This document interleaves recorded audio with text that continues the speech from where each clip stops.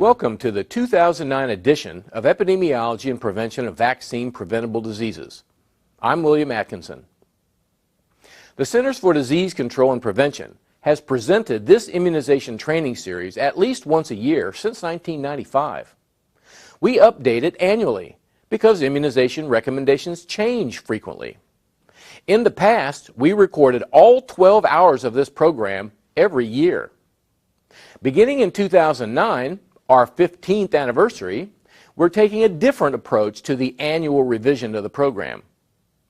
While there have been changes in vaccine recommendations in the past year, not everything has changed.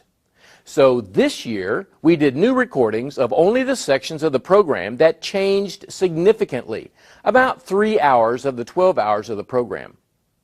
We used the same facility, the CDC television studio, to record the new sections. But you might notice minor differences in the set and different presenters. We also made many other revisions throughout the program with updated graphics and voiceover inserts. Now, for each vaccine preventable disease, we will discuss briefly the microbiology, clinical features, and the epidemiology of the disease. We will not go into the diagnosis or treatment of the diseases. This information is available in many other courses and in medical textbooks. We will primarily concentrate on the vaccines and their use in your practice. The immunization recommendations we will discuss are those of the Advisory Committee on Immunization Practices, or ACIP. Please note that all 2008 data are provisional and reflect reporting from the 50 states unless we indicate otherwise. Thank you for joining us for this program. We look forward to hearing from you about our new strategy for keeping it up to date.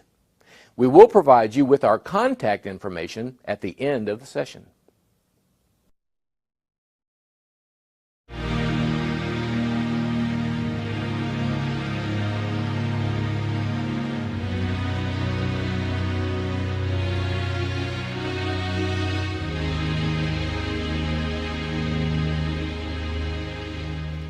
Immunization practice is complicated and getting more complicated every year.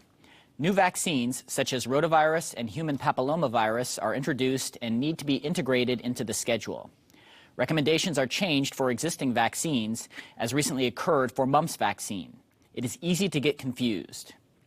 We have found that a discussion of the general principles of vaccination and broad recommendations for the use of vaccines can help reduce confusion. So we will spend most of this session discussing these general principles and recommendations. We will then apply the general principles to specific vaccines in subsequent sessions. Any discussion of immunization should begin with a discussion of immunology.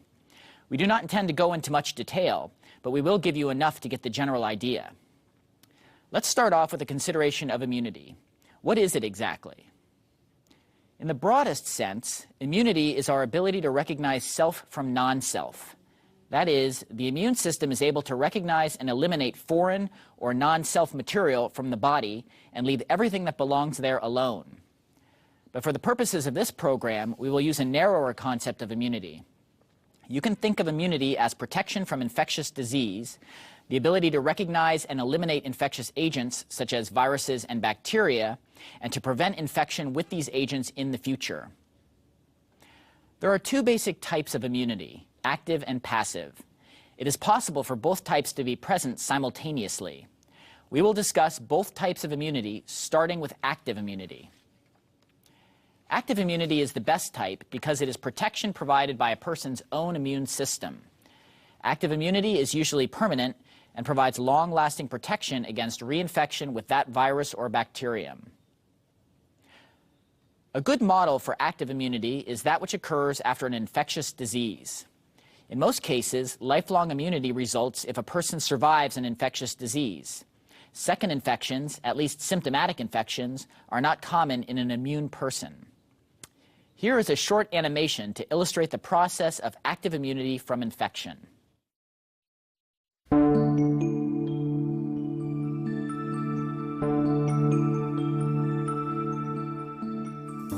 The first event leading to immunity is exposure of a susceptible person to an infectious agent, in this case, a virus. Because the person is not immune, The virus is able to replicate and spreads throughout the body. As the viruses spread, some are captured by special antigen-presenting cells, such as B cells. The B cell engulfs the virus, disassembles it into smaller parts, and presents some of the viral parts on its surface. The viral antigens presented by the B cell attract another key cell of the immune system, a T cell, shown here in yellow. The T cell controls many functions of the immune system. It sends chemical signals to activate the B cell. Each activated B cell then begins to divide. This process is known as clonal expansion because each daughter B cell is a clone, identical to the original activated cell. Many of these millions of activated B cells will transform into plasma cells and begin to produce protein molecules called antibodies. Antibodies attach to the invading virus, interfere with its ability to produce more viruses, and facilitate destruction of the virus by other cells of the immune system. The combined forces of the antibodies and other components of the immune system eliminate the invading virus from the body and confer active immunity. The antibodies and some of the activated B cells, called memory cells, remain after the virus has been eliminated, making the person immune to that virus. Active immunity can result either from infection with the disease-causing form of the organism or through vaccination, and will persist for years, probably for the life of the person.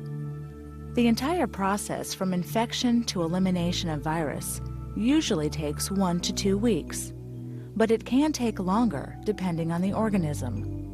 Months or years later, another exposure to the virus may occur.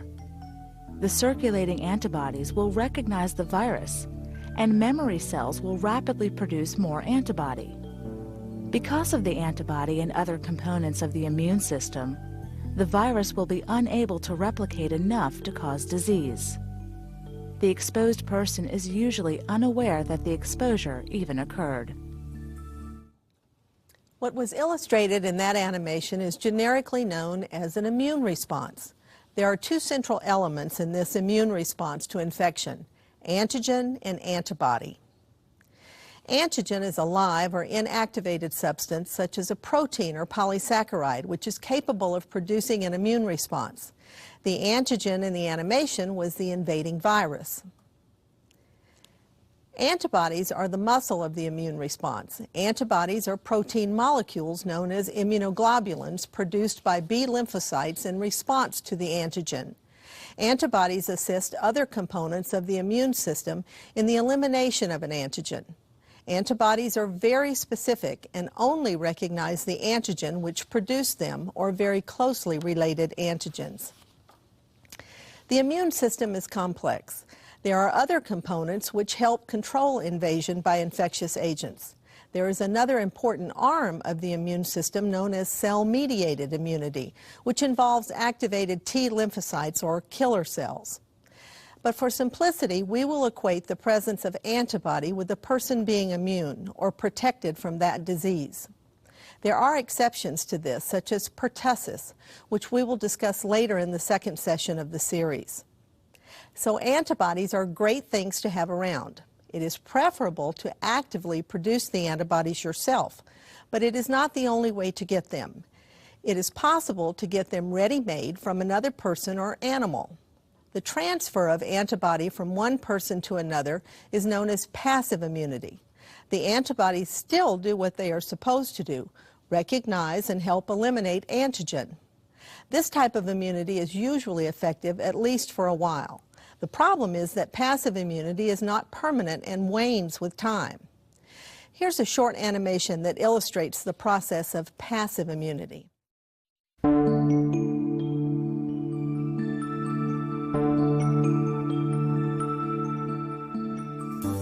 One type of immunity is passive immunity. With passive immunity, a person receives antibodies from another person rather than producing them. The most common type of passive immunity occurs when a fetus receives its mother's antibodies across the placenta. A full-term infant is born with antibodies against the same diseases to which the mother is immune. As the infant grows, the maternally acquired antibodies circulate throughout the body. Since the infant did not actively produce the antibodies, the level declines with time. If the infant is exposed to a disease for which it has maternally acquired antibodies, the antibodies will recognize and help to eliminate the invading organism, just as it would if the infant were immune from infection. One potential problem with passive immunity is that the maternally acquired antibodies cannot tell the difference between disease-causing virus and live vaccine virus. So, if the infant receives a live virus vaccine while maternal antibodies are still circulating, the antibodies will recognize the vaccine virus and help eliminate it from the body, preventing active immunity from occurring. By the time the infant is about a year old, all maternal antibodies will have disappeared. Now the infant is susceptible to infection with either the disease-causing or vaccine form of the organism. Because there are no circulating antibodies to interfere, live vaccines given to the infant will confer active immunity. Maternally acquired immunity is only one type of passive immunity.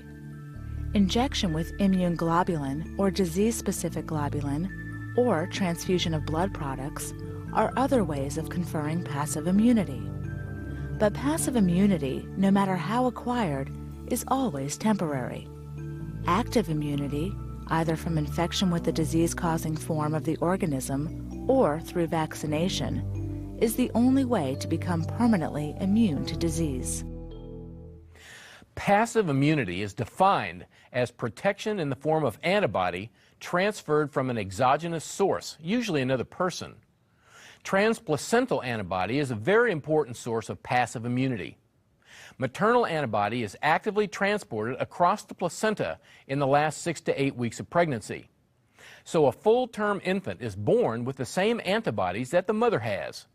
The problem is that if the mother is not immune to a disease, the infant will not be immune and is susceptible to infection from the moment of birth.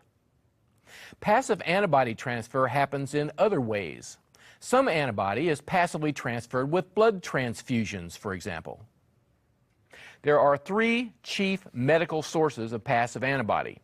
The first is homologous, meaning same species, pooled human antibody, commonly known as immune globulin. Those little vials of immune globulin contain antibody from the blood of hundreds of American adult donors. Immune globulin is used for hepatitis A and measles post-exposure prophylaxis, among other indications. Immune globulin derived from American donors will contain antibodies to these viruses. In contrast, immune globulin from the U.S. would have little or no antibody to yellow fever, since relatively few North Americans are exposed to this disease or vaccinated against it. A second antibody product is homologous human hyperimmune globulin. These products have a high concentration of antibody to a specific disease. For instance, hepatitis B immune globulin, H-big, which is used for post-exposure prophylaxis, is taken from donors with high levels of hepatitis B antibody. H-big will contain a large amount of hepatitis B antibody, but also smaller amounts of antibodies to other antigens like measles and hepatitis A. Hyperimmune globulin products are also available for post-exposure prophylaxis of tetanus, varicella, and rabies. Vaccinia immune globulin is used to treat certain adverse reactions following smallpox vaccine. There's also an antibody product available for the prevention of infection with respiratory syncytial virus, or RSV, in infants. There's been a lot of confusion about this product. Although it is used to prevent RSV infection and administered by intramuscular injection, it contains only antibody. It is not a vaccine. The product is palivizumab, or Synagis. Synagis is unique because it's monoclonal. It's produced in a special way so that it contains only RSV antibody. It does not contain antibody to any other antigen. We'll discuss the implications of this a little later when we talk about antibody-vaccine interactions. A third antibody product is heterologous, meaning different species, hyperimmune serum, also known as antitoxin. Antitoxin is different because it's produced in horses, not humans. Equine antitoxin is used in the United States for treatment of diphtheria, botulism, and some snake bites. The problem with equine antitoxin is that the immune system may identify the horse protein as not self and develop an immune response to it. This could result in a condition known as serum sickness. Now, we'll come back to passive immunity a little later in this program because the presence of passively acquired antibody may reduce the effectiveness of some injected live virus vaccines. Let's talk now about how vaccines produce active immunity. Now, you'll recall that active immunity is induced by infection with the disease-causing form of the virus or bacteria.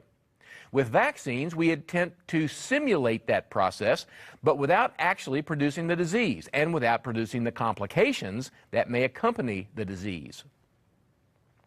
At present, there are two basic types of vaccines: live attenuated vaccines, which must replicate inside the body in order to be effective, and inactivated vaccines, which cannot replicate. There are subtypes of both.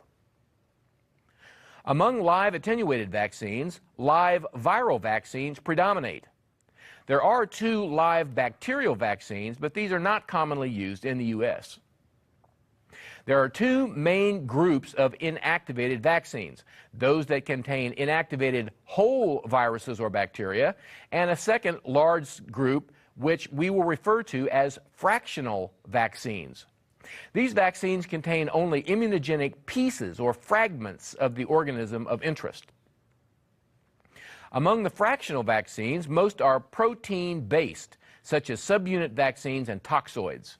Some fractional vaccines are polysaccharide-based and may be either pure polysaccharide or conjugate polysaccharide. In order to simplify some of the principles of vaccination, we have developed a few general rules. Here's the first general rule. The more similar a vaccine is to the disease-causing form of the organism, the better the immune response to the vaccine. This makes sense since disease-induced immunity is generally long-lasting, and the closer we can approximate that with vaccine, the better the protection from the vaccine. From this rule, you might expect that live vaccines would have some advantages, since infectious diseases are caused by live organisms. To illustrate how live vaccines work, here's our third animation.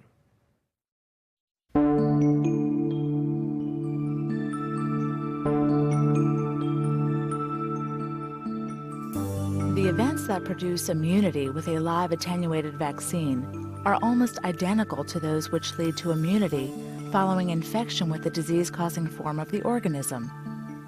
The two main differences are that exposure is intentional, usually through injection of the virus, and that the virus is attenuated or weakened, so it does not cause illness. Since the person is not immune, the vaccine virus is able to replicate and spreads throughout the body. The vaccine virus is very similar to natural disease virus, so the immune system cannot tell them apart. B cells and other antigen-presenting cells engulf and disassemble the virus and present viral antigens on their surface.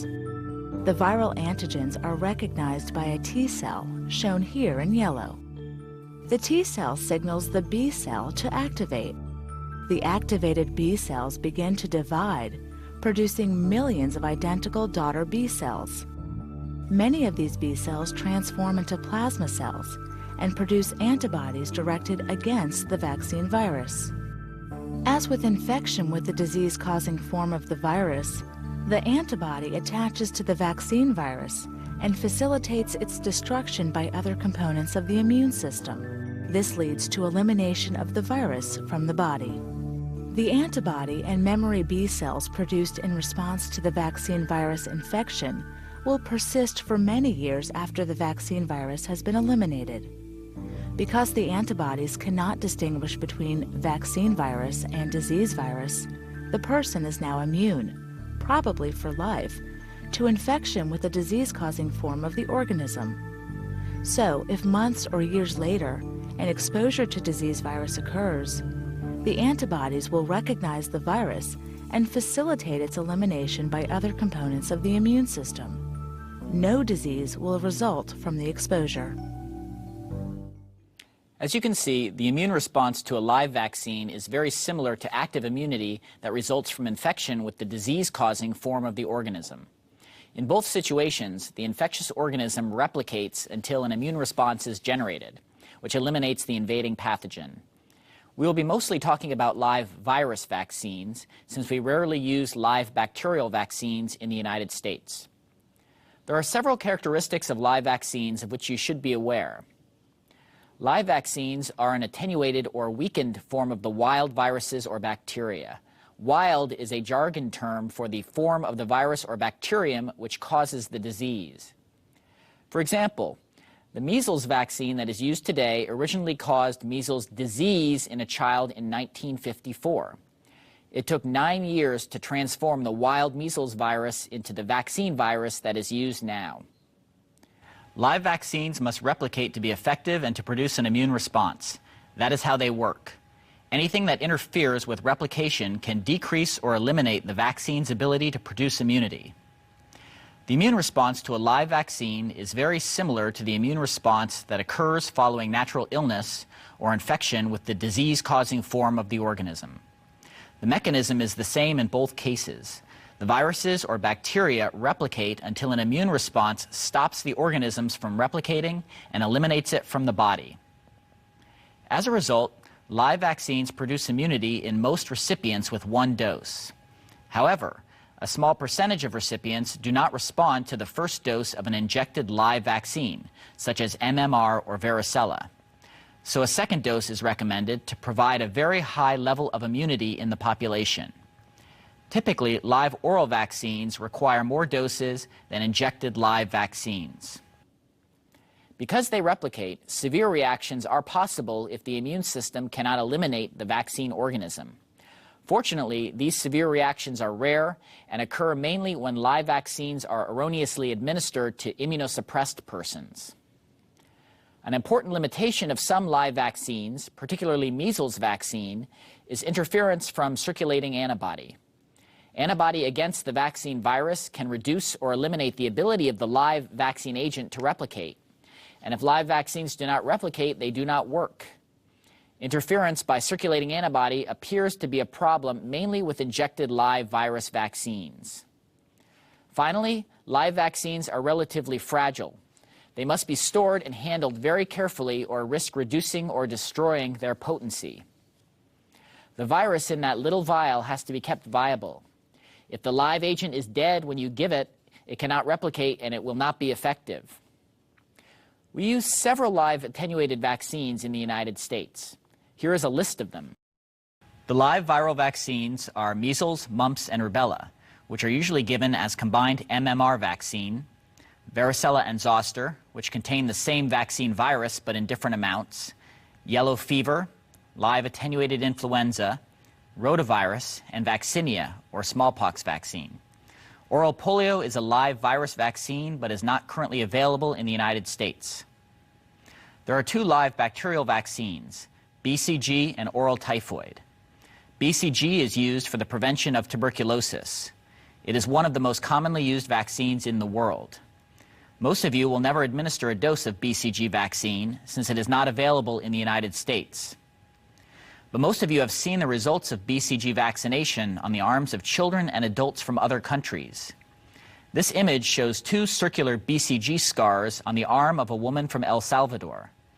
These scars are sometimes confused with those caused by smallpox vaccine. Most of you will not use oral typhoid vaccine either, since it is used almost exclusively among international travelers and the military. So that is the story with live vaccines. The second major vaccine category is inactivated vaccine. The antigen in inactivated vaccine is not alive, but it interacts with the immune system in a way similar to live vaccines. To illustrate how inactivated vaccines work, we would like to show you our last animation.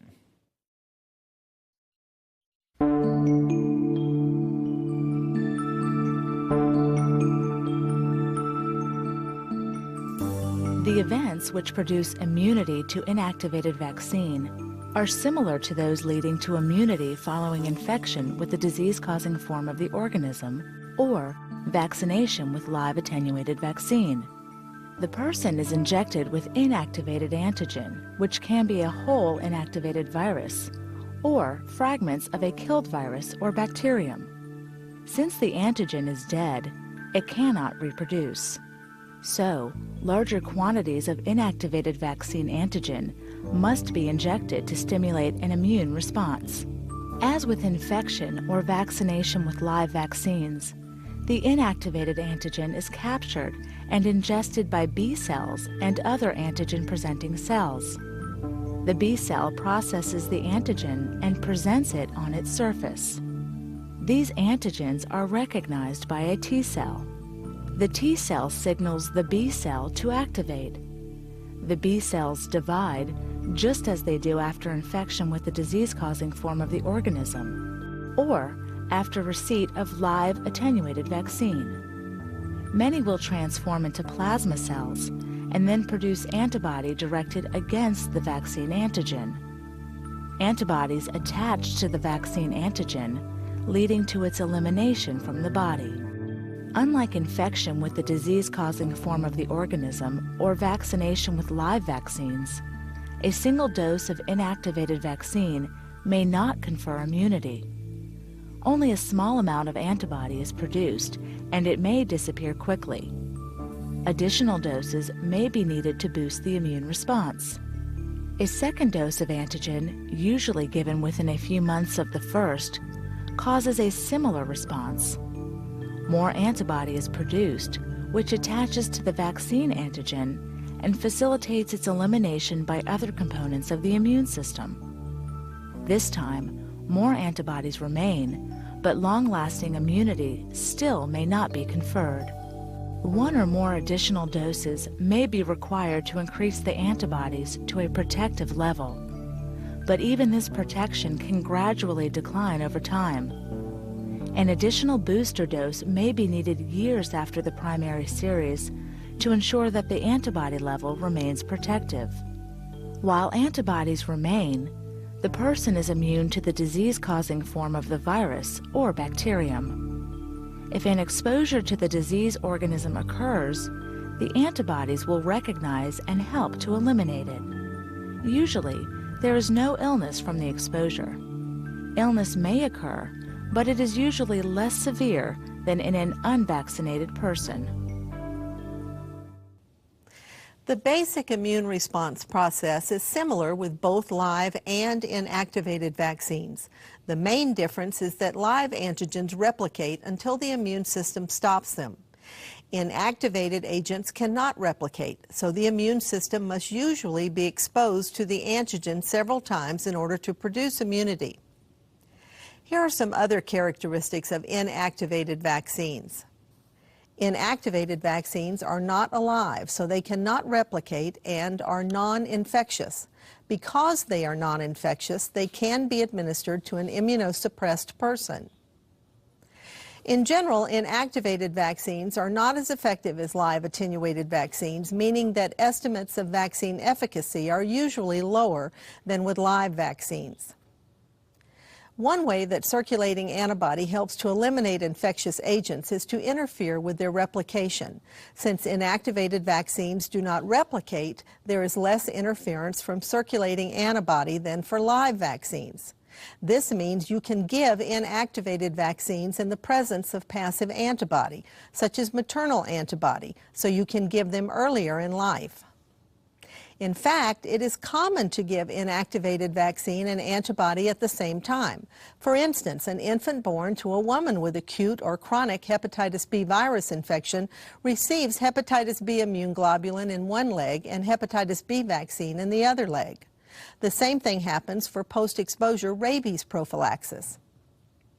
Another difference between live and inactivated vaccines is that live vaccines produce immunity in most recipients with a single dose. Inactivated vaccines generally require 3 to 5 doses. The first dose usually does not provide much protection. It is a primer for the immune system. The subsequent 2 or 3 doses provide protection by increasing antibody levels. The immune response to an inactivated vaccine is mostly humoral, unlike live vaccines, which produce both humoral and cellular immunity. Unlike live vaccines, in which immunity is generally long-lasting, the antibody titer following an inactivated vaccine may diminish with time and may, in some cases, fall below a protective level.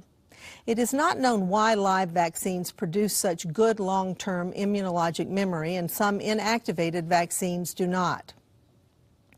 When antibody wanes to a non-protective level, it may be necessary to give the immune system a little reminder in the form of a booster dose of vaccine. At present, tetanus and diphtheria toxoids are the only routine vaccines that require booster doses to maintain protection in healthy people. Inactivated whole virus vaccines available in the U.S. include inactivated polio, rabies, and hepatitis A vaccines. Inactivated whole cell bacteria vaccines, such as cholera and whole cell pertussis vaccine, are available in some countries, but none are available in the United States. Here is a list of fractional vaccines which contain only parts of a virus or bacterium. Subunit vaccines include hepatitis B, influenza, acellular pertussis, human papillomavirus, and anthrax. There are 2 toxoids which are inactivated toxins of diphtheria and tetanus. Acellular pertussis vaccines could be classified as toxoids as well. We will talk about pertussis vaccines in the second session of the course. Another type of fractional vaccine is composed of polysaccharide, either alone or conjugated to a protein carrier. Polysaccharides are complex sugars that make up the outer coat of certain bacteria, most notably the Streptococcus, Neisseria, and Haemophilus families. The polysaccharide coat is important in the development of disease and immunity, so vaccine production should be fairly straightforward. Just purify the polysaccharide and put it in a vial. Well, that is one way to make a polysaccharide vaccine, but there is a catch. Most polysaccharides are T-independent antigens. You will recall from the animations that the T cell is very important in the development of immunity.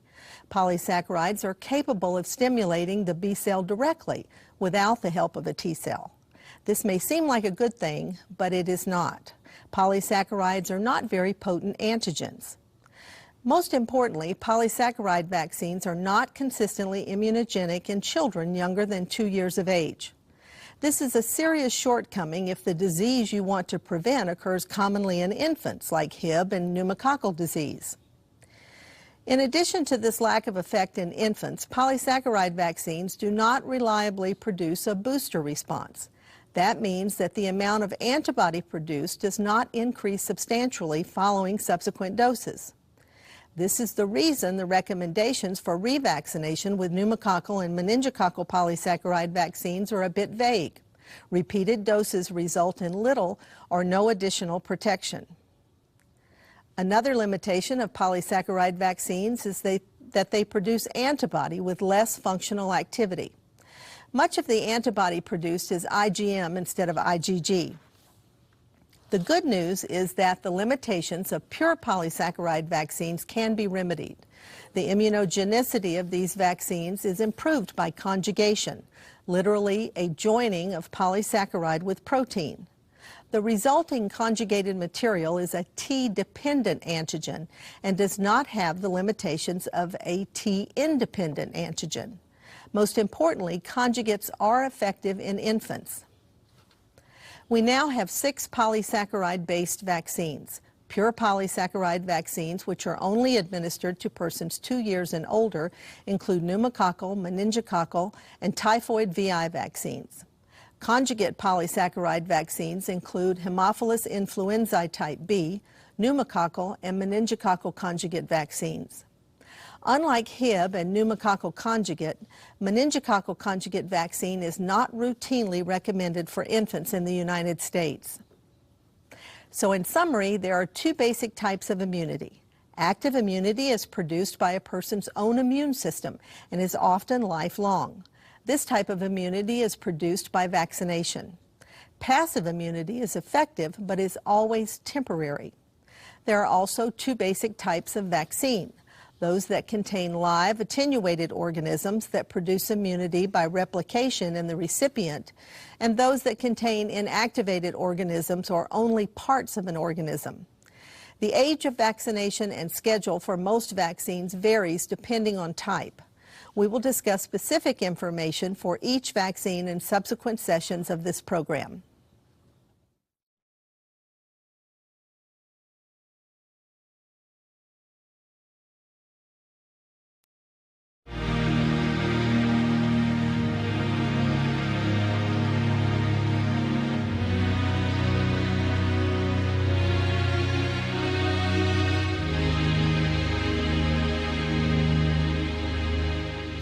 Immunization schedules for the United States are revised and published in Morbidity and Mortality Weekly Report, or MMWR, every year.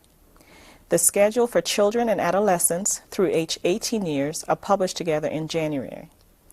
In previous years, the schedule for adults 19 years and older was published in the fall. Beginning in 2009, the annual adult immunization schedule will also be published in the MMWR in January. Immunization schedules are an integral part of immunization practice, so we want to present an overview of them. We will discuss specific vaccines and their recommendations in subsequent sessions of this series. The development of immunization schedules is a collaborative effort. The schedule for children and adolescents, birth through 18 years, are developed by the three principal groups that make pediatric immunization recommendations in the United States. These groups are the Advisory Committee on Immunization Practices, or ACIP, the American Academy of Pediatrics, and the American Academy of Family Physicians. The schedule represents the concurrence of all three groups for vaccination of children and adolescents. The ACIP is a group of 15 non-governmental experts in public health, infectious diseases, and clinical medicine. They are appointed to ACIP by the Secretary of the Department of Health and Human Services and serve 4-year terms. The ACIP advises the Centers for Disease Control and Prevention and the Department of Health and Human Services on immunization policy. It is these recommendations that we'll mainly discuss during this program. Creation of immunization schedules is a complicated, year-long process that requires input from ACIP as well as members of the Academies of Pediatrics and family physicians and others. The childhood and adolescent schedules must be revised and approved no later than October of each year in order to be published in January. There are several important changes in the 2009 schedule. These changes include new age recommendations for the first dose and any dose of rotavirus vaccine, expansion of routine annual childhood influenza vaccination through 18 years of age, and clarification of the minimum interval between adult TD and Tdap vaccination. Other changes include information about the use of hip vaccine among persons 5 years of age and older, and clarification of the catch-up schedule for HPV vaccine. We will discuss each of these new recommendations in the respective segment of this series. Here's the 2009 schedule for children birth through 6 years of age. This schedule was published in Morbidity and Mortality Weekly Report on January 2, 2009. The basic layout of the schedule is similar to schedules for other age groups. Vaccines are listed down the left side and ages are indicated across the top. In the table, vaccine names are listed under the recommended age for each dose. Yellow bars that span ages indicate a range in the recommended age for that dose. The purple bars indicate vaccines that are not routinely indicated for all children, but are recommended for children at increased risk for certain diseases. The child and adolescent schedule is intended to serve as a summary of routine immunization recommendations for children through 18 years of age. It does not replace the ACIP statements that provide much more detail than can be included on the schedule. The schedule also illustrates many of the basic principles of vaccination that were discussed earlier in this session. Notice that the inactivated vaccines, hepatitis B, DTaP, Hib, pneumococcal conjugate, and inactivated polio vaccines can be started as early as 2 months of age and require 3 to 5 doses. The first dose of hepatitis B vaccine is recommended to be given at birth, before the infant goes home from the hospital.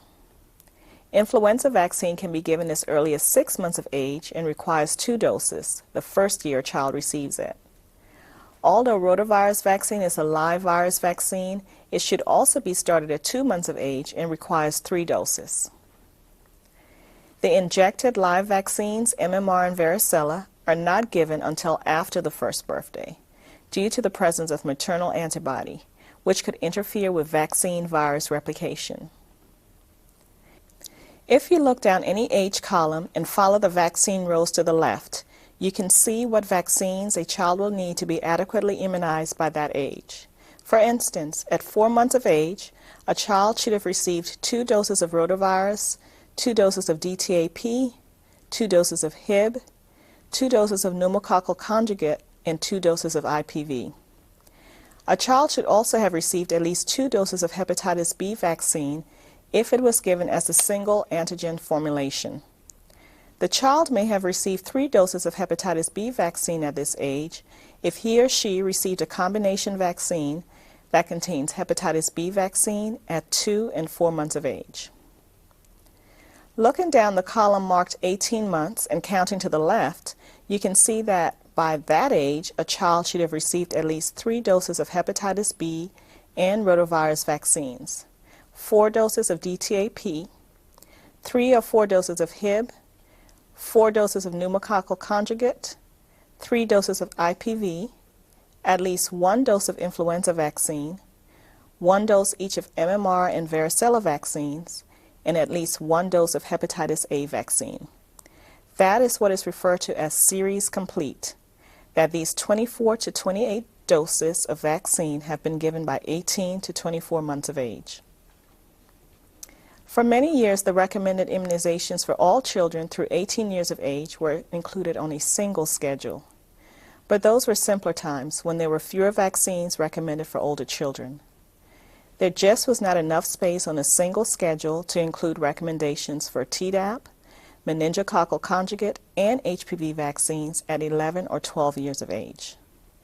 As a result, since 2007, children 7 through 18 years of age have had their own schedule. Here it is. It is laid out like the schedule for younger children with ages across the top and vaccines in the rows. It also has yellow bars that indicate the age range for routinely recommended vaccines, and purple bars for vaccination of persons in this age group with certain high-risk conditions. This schedule also has blue bars to indicate catch-up vaccination, that is, vaccines that should be administered at this age if they were not administered earlier. The lower half of both schedules contain footnotes. The footnotes provide important details about the schedule, such as minimal intervals and ages. You should always read the footnotes carefully. And you should read the footnotes on each new edition of the schedules because footnote content changes often. Another helpful feature of the child and adolescent schedule is the catch-up immunization schedules. The catch-up schedule will help you accelerate the schedule for children who start late or who are more than 1 month behind. These schedules utilize minimum intervals between doses. We will talk more about minimum intervals and catch-up schedules later in the program. Childhood vaccination schedules have existed for decades, although they have been revised annually only since 1995. Adults have always needed vaccines as well, but the first immunization schedule for adults 19 years and older was not developed until 2002. Like the childhood schedule, the adult schedule is revised annually. It is now published each January. The adult immunization schedule is a collaborative effort of the ACIP, the American Academy of Family Physicians, the American College of Obstetricians and Gynecologists, and the American College of Physicians. The schedule is officially endorsed by each organization. Here is the adult schedule for 2009. It is laid out similarly to the childhood schedule with age groups in the columns and vaccines listed on the left. The color coding is also similar to the childhood schedule with yellow bars indicating vaccines recommended for all persons in that age group who do not have evidence of immunity. Purple bars indicate vaccines indicated for persons with increased risk for that disease. The adult schedule includes a second table that you'll find very useful. Most adult vaccine recommendations are driven by a risk condition rather than age. This table lists a variety of conditions or indications in the columns such as pregnancy, immunosuppression, HIV infection, asplenia, and others. Vaccines are listed on the left.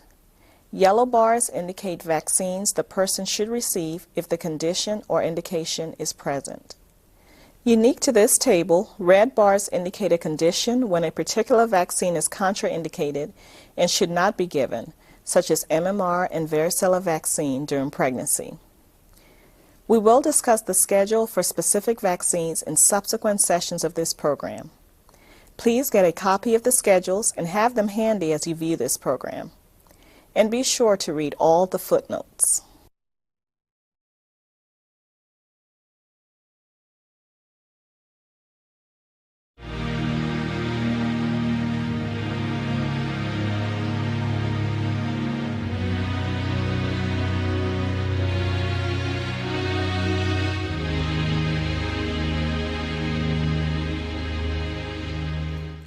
In this segment of the program, we will discuss the general recommendations on immunization.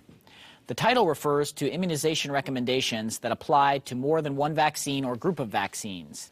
But the title also refers to a specific publication of the Advisory Committee on Immunization Practices, or ACIP.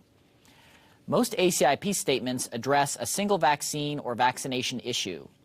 The general recommendations on immunization is unique among ACIP statements because it provides guidance on vaccination issues common to more than one vaccine.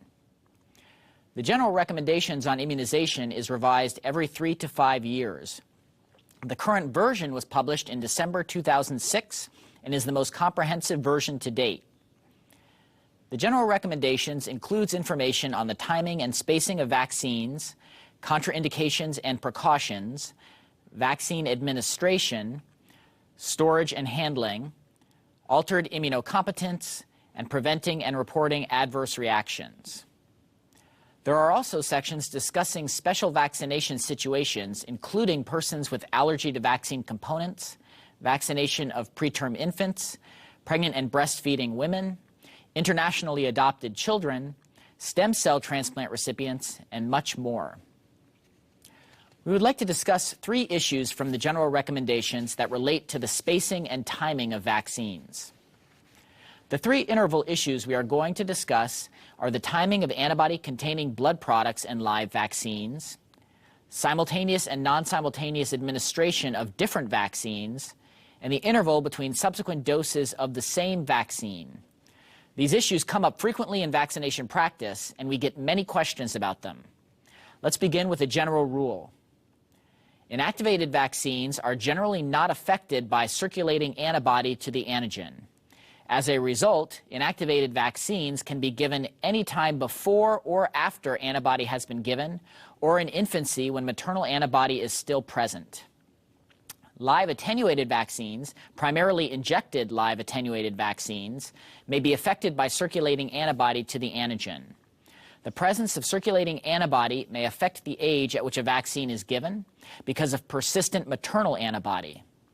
It may also influence the length of the interval between administration of an antibody-containing product, such as a blood transfusion and a vaccine dose. The interval between antibody and vaccine is most important for measles and probably varicella. Mumps, rubella, and rotavirus vaccines seem to be less sensitive to circulating antibody. Yellow fever and oral typhoid are not affected because most blood products in the United States do not contain a substantial amount of yellow fever or typhoid antibody. Live attenuated influenza vaccine and zoster vaccine do not appear to be affected by circulating antibody. If a measles or varicella containing vaccine is administered before the antibody containing product, an interval of at least 2 weeks should separate them. This interval allows the vaccine virus time to replicate and produce an immune response before encountering the antibody. If the antibody-containing product is given first, the interval between it and measles or varicella-containing vaccine should be 3 months or longer, depending on the antibody product and dose that was administered. On the occasions when you encounter this situation, it would be useful to have a table that indicates the recommended interval between the antibody product and the vaccine. There is a table of these intervals on page 8 of the general recommendations. This is an image of it. The table is also available on the Updates and Resources webpage and in the course text. It will be helpful if you get a copy of the table from one of these sources and follow along this next part of the discussion. You can see the table has 3 columns. The first column lists most of the antibody products available in the United States. The second column is the recommended dose for that particular product and indication. The third column lists the interval between receipt of that product and measles or varicella vaccine administration.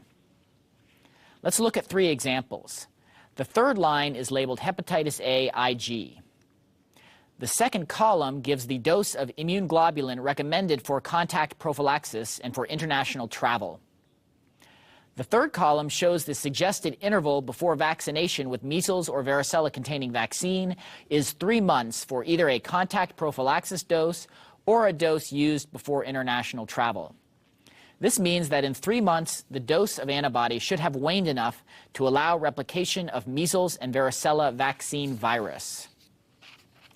Near the middle of the page, below blood transfusion, is the listing for whole blood. The recommended interval between a transfusion of whole blood and measles or varicella vaccine is 6 months. At the bottom of the table are 5 rows for intravenous immune globulin, or IgIV, for various indications, such as the treatment of immune thrombocytopenic purpura and Kawasaki disease. Because of the amount of antibody present in IgIV, 8 to 11-month intervals are recommended between its administration and live virus vaccination. You should be aware that some children with HIV infection are on routine IgIV schedules, so you may need to check this table for intervals before administration of MMR or varicella vaccine. The table also includes an entry for an antibody product for the prevention of RSV. The product is Synagis, located on the top row of the table. Synagis, whose generic name is palivizumab, contains monoclonal antibody only to RSV and does not contain any other antibody. So Synagis does not interfere with live virus vaccination because it does not contain measles, mumps, rubella, or varicella antibody. The interval between Synagis and live virus vaccines is 0. Live virus vaccines can be administered anytime before or after administration of Synagis. We strongly suggest that you use the intervals in this table if your client has received some type of blood product and needs MMR or varicella vaccine. If MMR or varicella vaccine is given at an interval shorter than those in the table, you should either repeat the vaccine dose at a later time or use a laboratory test to verify that there has been a response to the vaccine. Administering a second dose is probably the easiest and cheapest course of action. Do not memorize the antibody table. When you get back to your office, copy it, laminate it, post it, and explain it to other members of your staff. Whatever it takes so everyone knows how to use it and where to find it. Please note that the intervals on Table 4 do not apply to zoster vaccine. Rotavirus is a live virus vaccine. However, as of 2009, the ACIP no longer recommends deferral of rotavirus vaccine after receipt of an antibody-containing blood product. We will discuss both these issues in the respective segments in subsequent sessions of this course. Donna? We will now discuss the simultaneous and non-simultaneous administration of vaccines. The next general rule of vaccination is one that we will mention often during this program.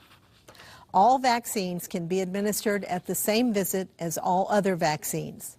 Now let me repeat that. All vaccines used in the United States can be administered at the same visit as all other vaccines. The simultaneous administration of vaccines is absolutely critical to raising and maintaining high immunization levels. Simultaneous administration neither decreases vaccine efficacy nor increases the risk of adverse reactions. It does not overload the immune system, which is very capable of coping with many antigens every day. Simultaneous administration is also preferred by most parents who would rather make one trip to your office than two. Finally, simultaneous administration of all needed vaccines helps assure that children are protected, so it is the right thing to do. So what about vaccines that are not given simultaneously? For instance, a child got his one-year vaccines from his primary care provider, but that practice did not have an inventory control plan and has run out of varicella vaccine. So the child must be rescheduled for the varicella vaccine. When should he come back? The only time that a specific interval should separate two vaccines not given on the same day is when both of them are live and both are either injected or administered by nasal spray, in the case of live attenuated influenza vaccine. If two live injected or intranasal vaccines are not given simultaneously, they should be separated by at least 4 weeks. All other combinations, including live oral vaccines, may be administered at any time before or after each other without waiting. The recommendation to separate live virus vaccines by at least 4 weeks results from concern that the vaccine given first could interfere with response to the vaccine given second. These concerns were initially based on two 1965 studies that indicated that recent measles vaccination reduced the response to smallpox vaccine. In 2001, the CDC conducted a study using the Vaccine Safety Data Link system to investigate risk factors for varicella vaccine failure. That's children who got chickenpox even though they had been vaccinated.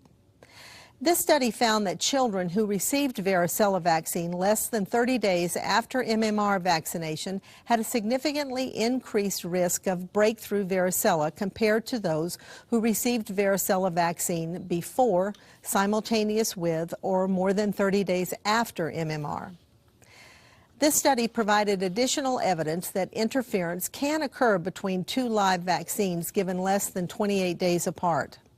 ACIP recommends that when two injected or intranasal live vaccines are not given on the same day but are separated by less than 28 days, the live vaccine given second should be repeated unless serologic testing indicates that a response to the vaccine has occurred.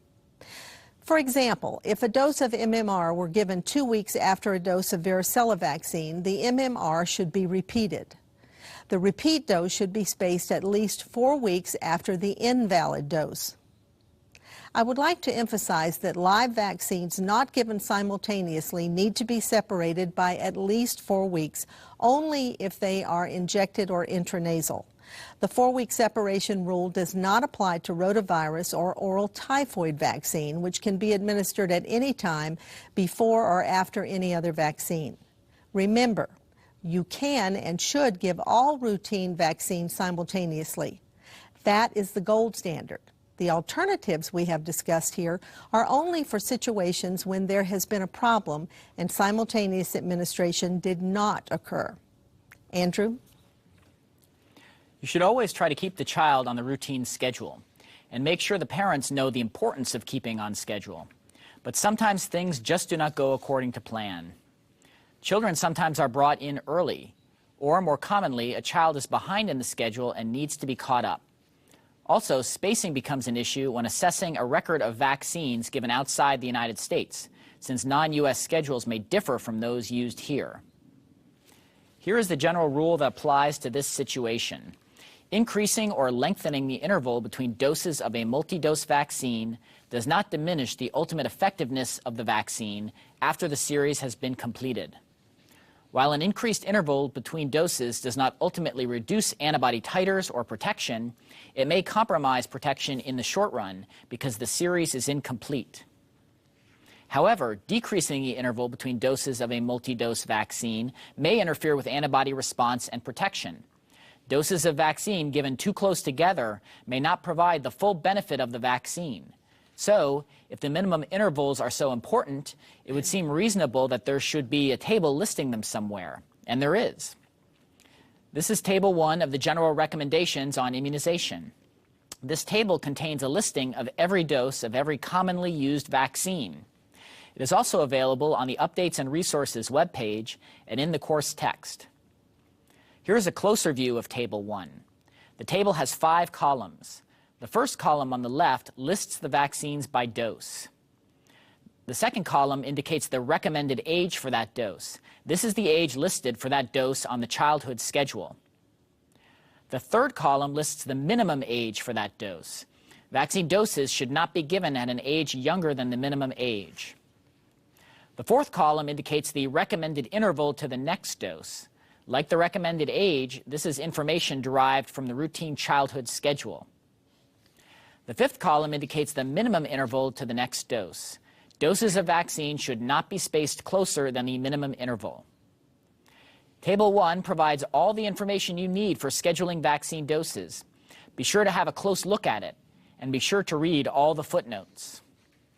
The ACIP recommends that providers schedule vaccines as close to the recommended age and intervals as possible. The recommended schedule, age for specific doses, and spacing of doses is supported by data from clinical trials of the vaccine. There are times when it is necessary to give vaccines earlier or closer together than recommended in the routine schedule. Minimum ages and intervals can be used in these circumstances. For instance, when a person is behind on the schedule and it is necessary to catch them up. Minimum ages and intervals could also be used in other situations, when the vaccination series may need to be accelerated, such as when international travel is impending. While there are less scientific data supporting the use of minimum intervals and ages, ACIP believes that the response to doses given at minimum intervals and ages will be acceptable. Donna? In practice, vaccine doses are sometimes administered earlier than the minimum age or minimum interval. In the past, ACIP has recommended that a dose of vaccine separated from the previous dose by less than the recommended minimum interval, even 1 day less, should not be considered a valid dose. ACIP continues to recommend that vaccine doses should not be given at less than the minimum interval or earlier than the minimum age. But in an effort to increase the flexibility of the complicated childhood immunization schedule, the ACIP now recommends that vaccine doses administered up to 4 days before the minimum interval or age can be counted as valid. This 4-day period before the minimum age or interval is sometimes referred to as the grace period. The ACIP believes that administering a dose a few days earlier than the minimum interval or age is unlikely to have a significant negative effect on the immune response to that dose. This 4-day grace period can be applied to all ages and intervals listed in Table 1. However, the grace period does not apply to minimum intervals between different live vaccines. For example, if MMR and varicella vaccine are not given on the same day, do not use the 4-day grace period to shorten the 28-day minimum interval between these two vaccines. The grace period should not be used when scheduling future vaccination visits. It should be used primarily when reviewing vaccination records, such as for child care or school entry. The 4-day grace period may also be useful in situations where a child visits a provider a few days earlier than a scheduled vaccination appointment. For example, if a child comes to the office or clinic for an ear check 27 days after his or her second DTaP dose, the provider could administer the third DTaP at that visit rather than having the child return for vaccination the next day. The 4-day grace period recommendation by ACIP may cause a conflict with some state school entry requirements. For instance, most state school requirements mandate the first dose of MMR to be given on or after the first birthday. As a result, not all states will accept the grace period for some or all vaccine doses. Providers should determine the position of their state immunization program on this issue before using the grace period. The reason that some states are not accepting the grace period is because to do so would mean changing the school requirement or law, which often requires an act of the state legislature. So be sure to check with your state immunization program before using the grace period. Remember to stay on the routine schedule whenever possible, but sometimes children fall behind. If this happens, you need to do several things. Talk to the parent about the importance of staying on schedule. flag the chart for special attention, and speed up or accelerate the vaccination schedule. This means giving doses with the minimum acceptable intervals until the child is caught up. The ACIP and the Academies of Pediatrics and Family Physicians publish a harmonized catch-up schedule every year with the recommended schedule. The one you see here is for children 4 months through 6 years of age. There is also a version for children 7 through 18 years of age. The information in the catch-up schedule is basically the minimum interval information from Table 1 in a condensed and reconfigured form. You need to be familiar with the catch-up schedules. Be sure to take some time to look at them carefully, and of course, read all the footnotes. The catch-up schedules are also available on the CDC Vaccines and Immunization website. Table 1 of the general recommendations and the catch-up schedules address the minimum acceptable interval between doses. But what if the interval is too long? It is not necessary to restart the series of any vaccine due to an extended interval between doses. The one possible exception to this is oral typhoid vaccine, which you are not likely to use unless you deal with travelers. Extended intervals between doses happen all the time. Healthcare personnel sometimes decide to take 1 or 2 or 10 years off between doses of hepatitis B vaccine. Adolescents may only make it into their doctor's office once a year. Sometimes parents just forget or do not understand the importance of staying on schedule. If the interval between doses is longer than the recommended interval, you do not have to restart the series or add doses. Just pick up where you left off and try to get the rest of the doses in on time. So the main issues on spacing and timing of vaccines are the timing of antibody-containing products and MMR and varicella vaccines, spacing of doses of different vaccines, and spacing of doses of the same vaccine. These issues arise frequently in practice, so you need to be clear on them. These issues and more are discussed in the general recommendations. We strongly suggest that you get a copy if you do not already have one, and take some time to read it.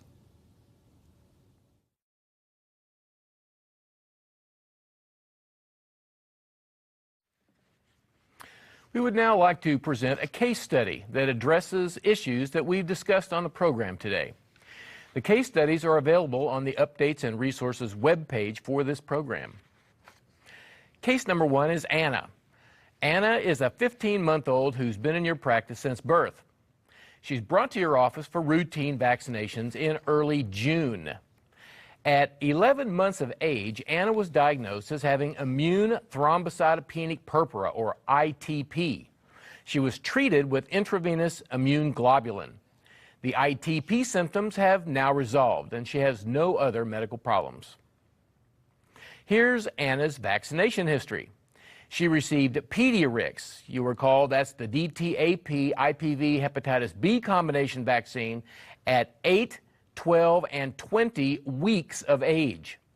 At the same visits, she also received Hib and pneumococcal conjugate vaccines. Here are 3 questions about Anna. What vaccines, if any, does Anna need today? When should she return for her next vaccinations? And what vaccines will be needed when she returns? If you're viewing this program with a group, we suggest you pause the program now and discuss it among yourselves. We'll return in just a moment to discuss it with you.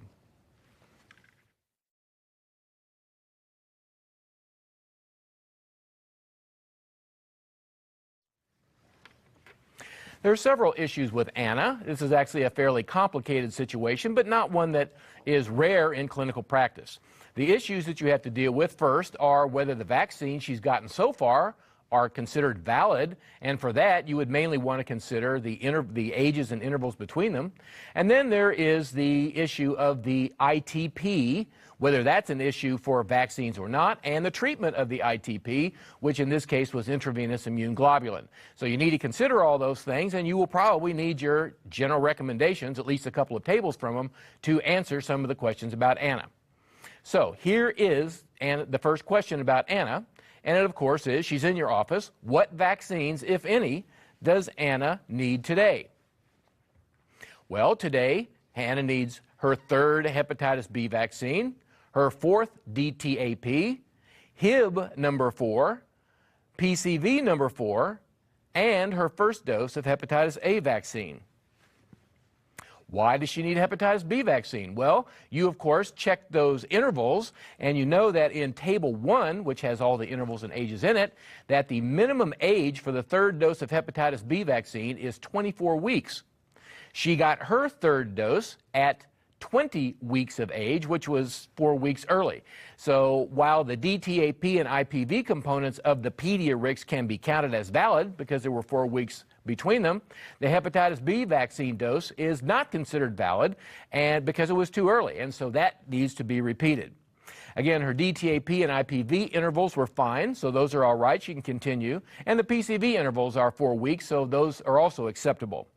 Hepatitis A vaccine, you recall, was first recommended for all children in their second year of life between 12 and 23 months in 2006. So you have the opportunity. You should give her first dose today. Now, what about that Hib booster dose? Well, you would give her fourth dose and final dose of Hib vaccine today while she's there. The problem is, at the moment, you may not have any Hib vaccine, and currently, given the Hib vaccine supply situation, we actually recommend that the Hib booster after a year of age not be administered to children who do not have a high-risk condition. Well, Anna doesn't really have a high-risk condition. She had ITP, but she's healthy now. And so Anna, really, given the current situation, although eligible, would not receive her fourth dose of Hib vaccine today. You would defer that to later. She is, of course, age eligible for MMR and varicella vaccines, but the ITP and the IGIV kind of throw a flag up about that, and so we're probably not going to deal with that because it may be too short. So the next question about Anna is, when should she return for her next set of vaccinations? The answer is that Anna should return for her next vaccinations in 3 months. That would make it 8 months after the intravenous immune globulin. Now, to deal with this and answer the question of when should she come back, you will need the other important table from the general recommendations. That's Table 4, which lists the recommended interval between various antibody products and live vaccines, MMR and varicella. You'll notice she got IGIV about 8 months ago, and so if you look at Table 4, the ITP, the interval between IGIV and MMR is actually anywhere from 8 to 10 months. So we don't really know exactly what dose Anna got, so the soonest she could come back would be 3 months, which would be the minimum 8 months after the ITP dose of intravenous immune globulin. But it may actually end up being longer because you're going to need to find out what dose she got, and so that would help drive when she returns and when she can get her MMR and varicella. She will need her MMR and varicella when she comes back. If you have it available, you could give MMRV, the combination vaccine, at that visit. Now, she's seeing you in June. She's going to come back earliest in September, so of course she's going to need influenza vaccine, and it'll be September, and so you're probably going to be looking, she'll be 19 months old at that time, and you're probably going to be looking at influenza vaccine. So what about the last question about Anna, which is really which vaccines, what all are the vaccines that she's going to need when she comes back? She will need, assuming that enough time has passed since her IGIV, when you should have looked that up in the table, she'll need her first MMR, her first varicella, and her first dose of influenza vaccine. Again, you can use your MMRV when she comes back if you have it available to you. She will be 19 months old, assuming it's going to be 3 months when she comes back. So she will need either her first or second dose of influenza vaccine. She will not yet be old enough to receive the live attenuated influenza vaccine. The minimum age for that is 2 years. So she will need a dose of inactivated influenza vaccine as her first or second dose, depending on if she received a dose in the previous year. Now, there's one other issue about Anna, and that is the whole issue of using measles vaccine, giving measles vaccine to a person who had thrombocytopenia. As you may know, and we will discuss later in a subsequent section, that a history of thrombocytopenia, low platelet count, is a precaution to the use of measles vaccine. We know that, in fact, it's possible that a person with this history could be at increased risk of having another episode of low platelet count should they be exposed to measles vaccine. This is a classic risk and benefit situation because we know that, in fact, if you leave her unvaccinated, the risk if she would get measles of thrombocytopenia would be much higher than from the vaccine. And so the clinician would need to consider these things very carefully. In our opinion, in almost every case, the benefit of measles immunity outweighs the risk of a recurrence of her thrombocytopenia, and we would suggest that she receive MMR on schedule. Thank you, Bill, for discussing that case. While we have some time, why don't we take a few questions? We receive questions frequently by email, and why don't we discuss a few of them? One question we get often is if MMR and varicella vaccine are given and then a person returns the following week for flu vaccination, can LAIV be given? Donna, do you want to take that one? Yeah.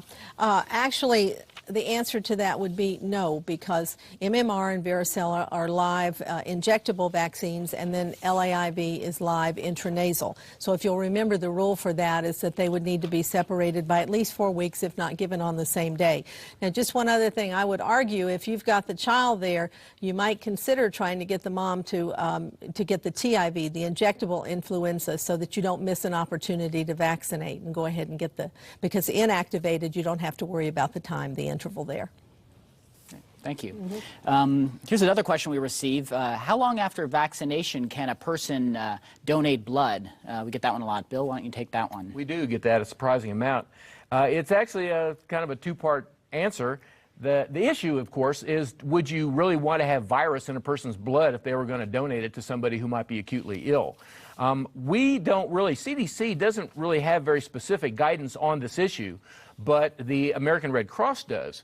As a general rule, the American Red Cross recommends that if a person's gotten a dose of live virus vaccine, MMR, varicella, yellow fever, that in fact an interval of 4 weeks should pass before the person shows up to donate blood, just to make sure that off chance they might actually still have some live virus in their blood as a result of the vaccination. Smallpox vaccine is an exception to this, actually not using much smallpox vaccine these days, but actually it's recommended to wait 8 weeks after a dose of smallpox vaccine. The other issue is hepatitis B vaccine. Interestingly enough, there have been cases where persons have had false positive hepatitis B surface antigen tests as a result of having had hepatitis B vaccine. So the American Red Cross recommends that an interval of 7 days be between a dose of hepatitis B vaccine and donating blood, just to reduce the chance of having a false positive hepatitis B surface antigen. Actually, CDC, we don't have really any of this on officially, but we suggest that it might be a good idea to put a little more time and consider a 30-day interval between hepatitis B vaccination and donating blood, just to be sure that we don't have a problem with a false positive surface antigen that might show up in the blood after hepatitis B vaccination. More information on this is available on the American Red Cross website. Okay. Here's another question, something we follow up to something we mentioned during the talk. You stated that live virus vaccines usually work with 1 dose. Why then is a second dose routinely recommended for both MMR and varicella vaccines? Donna? Well, that's a common question, and I think the key there is what Andrew said is usually works with just 1 dose. So you have around 5 to 10% of people that may not respond to the first dose. So the second dose of MMR and varicella actually are not booster doses. The intent of those vaccine doses is to catch those people who did not respond to the first dose. You know, measles, mumps, rubella, and varicella are highly contagious diseases, so we need really high immunization coverage rates to protect against them. So we want to try to get that rate up above, 90, 95% in terms of people who've responded. Great. Here's another question we receive often. Why is it okay to give rotavirus vaccine, a live virus vaccine, in the first year of life? Bill?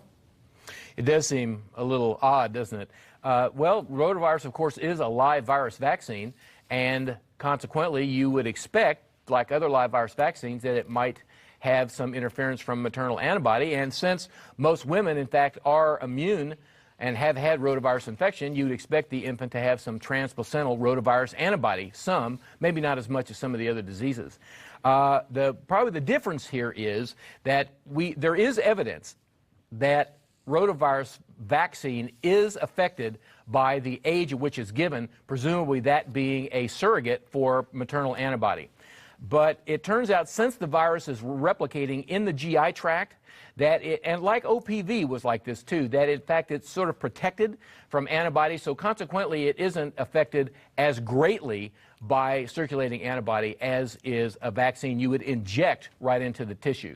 So consequently, it is recommended that, in fact, you wait 6 weeks if you can, but it's not absolutely required, and we'll discuss this in much more detail when we discuss rotavirus in a subsequent section. Great. Thank you, Bill. Thank you, Donna.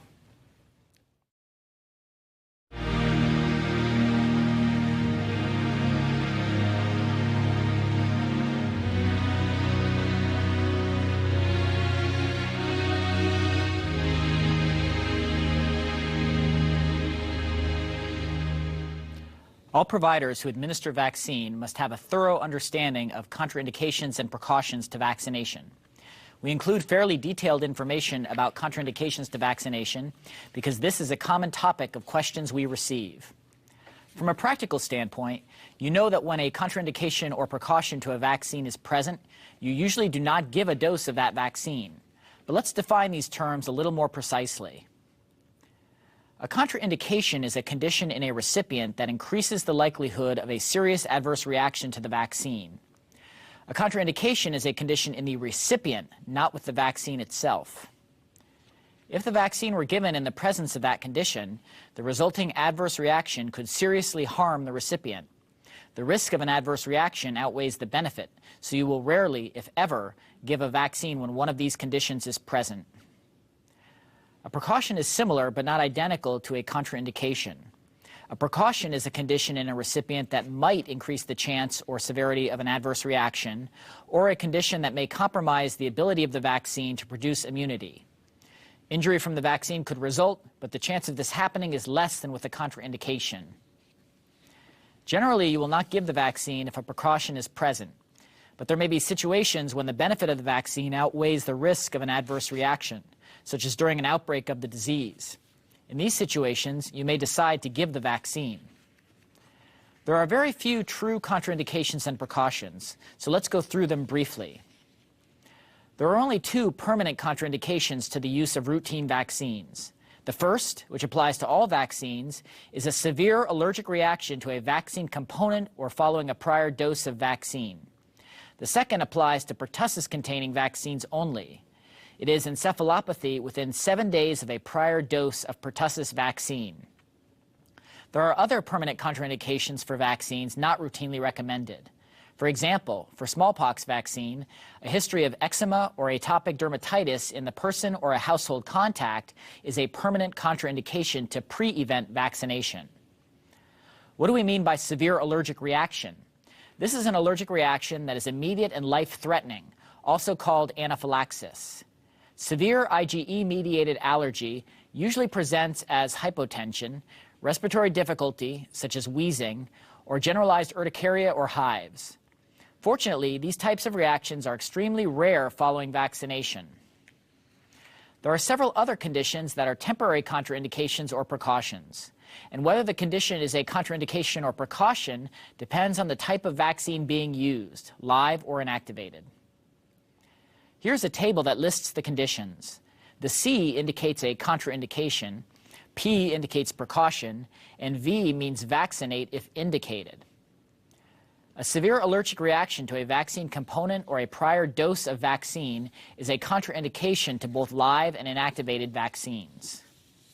Encephalopathy following a prior dose of pertussis vaccine is a permanent contraindication that applies to pertussis-containing vaccines in all age groups. Pregnancy is a contraindication to live vaccines because of the theoretical possibility of infection of and damage to a fetus. No vaccine except smallpox vaccine has ever been shown to actually damage a fetus. Since inactivated vaccines do not replicate, they may be used if indicated. There are exceptions to this. Pregnancy is considered to be a precaution for human papillomavirus vaccine and Tdap vaccine. We will discuss this in more detail in the HPV and pertussis segments of the course. Pregnancy in a household contact is not a contraindication to any vaccine except smallpox vaccine. Immunosuppression is a contraindication to most live vaccines. Immunosuppression is considered to be a precaution to rotavirus vaccine. Inactivated vaccines may be administered to an immunosuppressed person if indicated. We will discuss immunosuppression in more detail in a moment. Moderate or severe acute illness is a temporary precaution to both live and inactivated vaccines. It is reasonable to defer vaccination until the acute condition has improved. So what do we mean by moderate or severe? As a rule of thumb, any illness that may require hospitalization or additional medical care after the immunization visit is reason to delay the vaccine. The ACIP has never recommended a maximum temperature for giving vaccines. Fever may not be a very good indication of severe illness in an infant anyway. You will need to use your professional judgment about the severity of the acute illness. But minor illnesses with or without low-grade fever are certainly not reasons to defer vaccination. Recent receipt of a blood product is a precaution to MMR and varicella vaccines because of possible interference with viral replication. Recent blood products have little or no effect on inactivated vaccines. This is a good example of the difference between a contraindication and a precaution. Giving measles vaccine shortly after a blood transfusion will not harm the vaccine recipient, but the antibody will probably inactivate the vaccine virus and no immunity will result from the vaccination. Recent blood products do not affect all live vaccines equally, and some are not affected at all. Circulating antibody does not appear to affect zoster vaccine, probably because the large amount of varicella zoster virus in the vaccine can overcome antibody in the serum. Antibody does reduce the response to rotavirus vaccine, but the effect of the antibody is less because the vaccine is administered by mouth. Passive antibody does not affect live attenuated influenza vaccine because the vaccine viruses are often changed from year to year, and antibody against a previous year's vaccine virus does not affect the current year's virus. Finally, few North Americans have antibody to yellow fever or typhoid, so there is little or no antibody against these pathogens in the U.S. blood supply. There are a few other precautions which are specific to pertussis vaccine, such as fever of 105 or a seizure following vaccination. We will discuss these in more detail when we talk about pertussis vaccine. Donna? We receive many questions about vaccination of immunosuppressed persons, so we would like to discuss this in a bit more detail. An immunosuppressed person may be more likely to have a serious adverse reaction to a live vaccine than a person with a normal immune system. There are both diseases and drugs which can cause significant immunosuppression. First, the diseases. Persons with congenital immunodeficiency, leukemia, lymphoma, or generalized malignancy should not receive live vaccines. Certain drugs and therapies may cause immunosuppression. For instance, people receiving cancer treatment with alkylating agents or antimetabolites or radiation therapy should not be given live vaccines. Live vaccines can be given after chemotherapy has been discontinued for at least 3 months if the disease for which the therapy was given is in remission. Persons immunosuppressed from disease or chemotherapy may not respond well to inactivated vaccines, and live vaccines can be harmful to them. However, in the absence of a bone marrow transplant, neither the disease nor chemotherapy for the disease eliminates the immunologic memory of vaccines received before the disease or therapy. As a result, it is not necessary to revaccinate a person who has recovered from an immunosuppressive disease or chemotherapy. Persons receiving large doses of corticosteroids should not receive live vaccines. This would include those receiving 20 milligrams or more of prednisone daily, or 2 milligrams or more per kilogram of body weight per day. Aerosolized steroids, such as inhalers for asthma, topical preparations, alternate day or short high-dose courses are not contraindications to vaccination. Short-term means less than 14 days. For people who have received high-dose steroids for more than 14 days, you should wait at least a month after discontinuation of therapy before administering a live virus vaccine. There are a variety of new drugs considered to be immune system mediators or modulators. Examples of these drugs include interferons and etanercept, a tumor necrosis factor blocker marketed as Enbrel. It is not known if or at what dose these drugs may cause safety concerns for live vaccines. Until more information is known about these drugs, we recommend they be treated like high-dose steroids. Defer live vaccines for 1 month after discontinuation of therapy. Inactivated vaccines may be administered but may be less effective. Persons with HIV infection who are mildly immunosuppressed and not severely symptomatic should receive measles, mumps, rubella vaccine. This is because of the high risk of complications of measles disease in these persons. The ACIP also recommends that varicella vaccine be administered to persons with HIV infection with adequate CD4 T-cell counts. Zoster, live attenuated influenza vaccine, or LAIV, and smallpox vaccine should not be given to persons with HIV infection regardless of symptom status. HIV infection is a precaution to the use of rotavirus vaccine. All inactivated vaccines may be administered to a person with HIV infection if indicated. Inactivated vaccines may be administered if indicated to any immunosuppressed person, but response to the vaccine may be poor. A good immune response to an inactivated vaccine requires a relatively functional immune system, so the person may not be fully protected even if the vaccine has been given. But a little protection is better than none at all if you do not administer the vaccine. Bill? One additional issue related to immunosuppression is the vaccination of persons who've received a hematopoietic stem cell transplant. Stem cell transplant includes bone marrow transplant. Research has shown that antibody titers to vaccine-preventable diseases decline during the 1 to 4 years after stem cell transplant if the recipient is not revaccinated. It has been common practice in transplant centers to revaccinate stem cell transplant recipients, but vaccination protocols varied widely among these centers. In 2000, CDC published guidelines for the prevention of opportunistic infection, including vaccine-preventable infections among stem cell transplant recipients. These guidelines were developed in association with ACIP, the Infectious Diseases Society of America, and the American Society of Blood and Marrow Transplantation. Influenza vaccine should be administered prior to stem cell transplant if possible, and resumed 6 months following transplant. Influenza vaccine should be administered annually thereafter. The series of all other inactivated vaccines recommended for the person's age group should be repeated.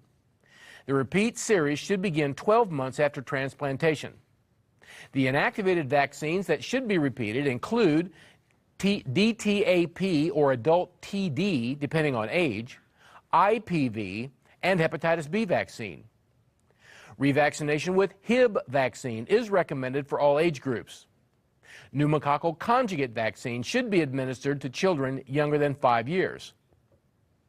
MMR is recommended, and varicella vaccine should be considered at least 24 months after transplant if the person is immunocompetent. Immunocompetent means that the person is not on major immunosuppressive therapy and does not have graft versus host disease. ACIP has not made a recommendation regarding the use of meningococcal and Tdap vaccines among stem cell transplant recipients. There are few data on the safety and efficacy of these vaccines in this population. Use of these inactivated vaccines should be a case-by-case decision by the clinician. An extremely important adjunct to prevention of vaccine-preventable diseases in stem cell transplant recipients, as well as other immunosuppressed people, is to assure that family members, household contacts, and healthcare personnel are immune.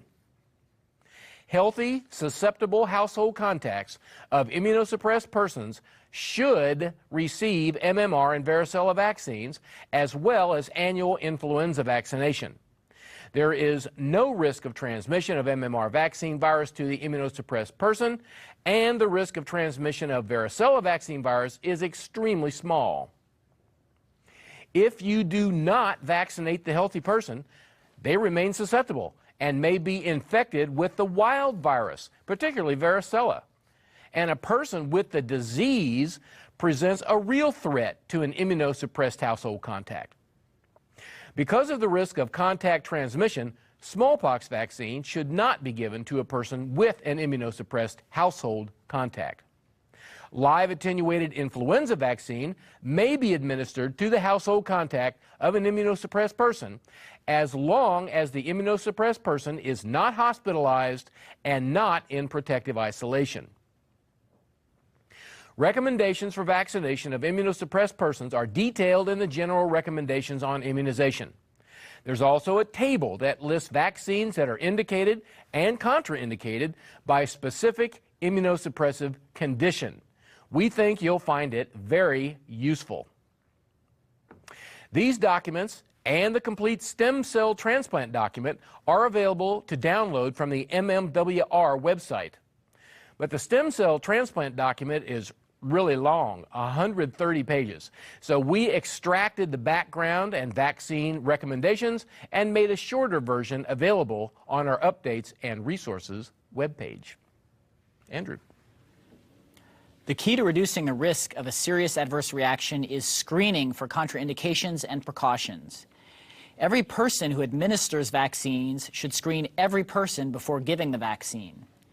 Contraindications to vaccination can change from one dose of vaccine to the next dose, so everyone should be screened prior to every dose, even if they were screened during a prior visit. Many states have developed screening questionnaires for use in their clinics. You can develop your own sheet, or you can adapt one that has already been developed. The Immunization Action Coalition has developed good one-page screening sheets for both children and teens, as you see here, and for adults. They list all the screening questions that need to be asked. The form can be completed by the parent while waiting to be seen. On the back of the form, there is a paragraph explaining why each question is being asked. This is a very helpful feature and reminds staff why they are asking these questions in the first place.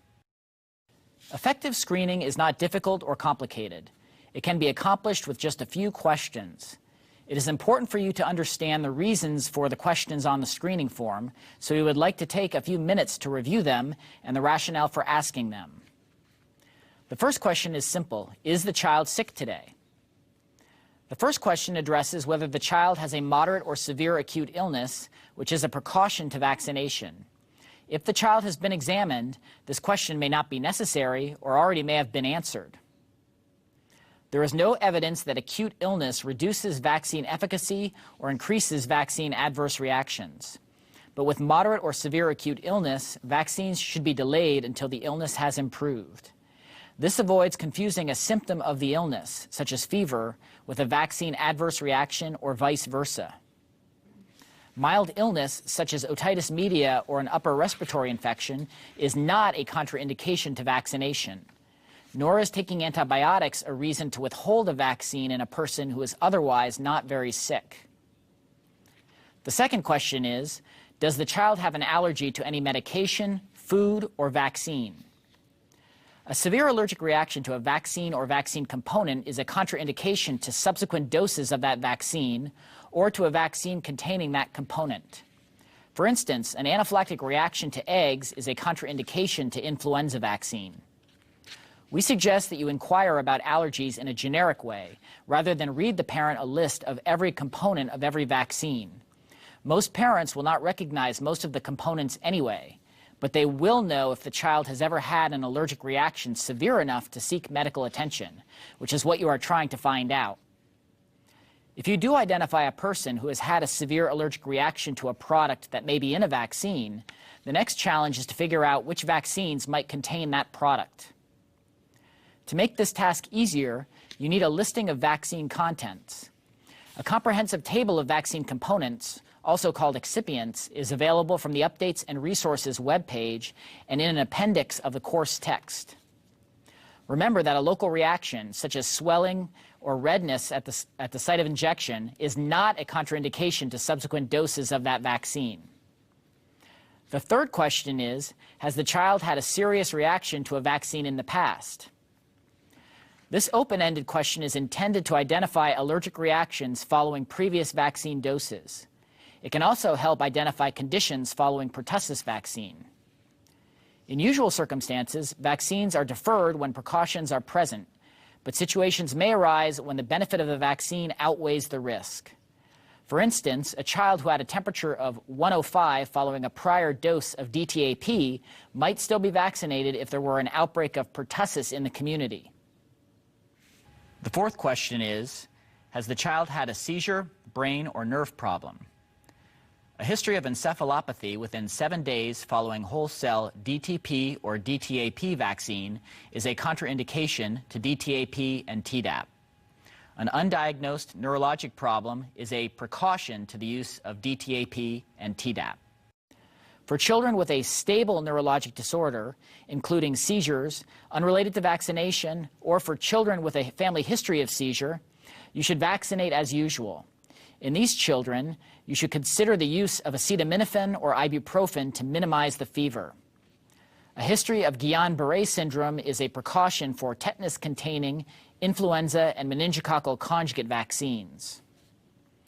The fifth question is, has the child had a health problem with asthma, lung disease, heart disease, kidney disease, metabolic disease such as diabetes, or a blood disorder?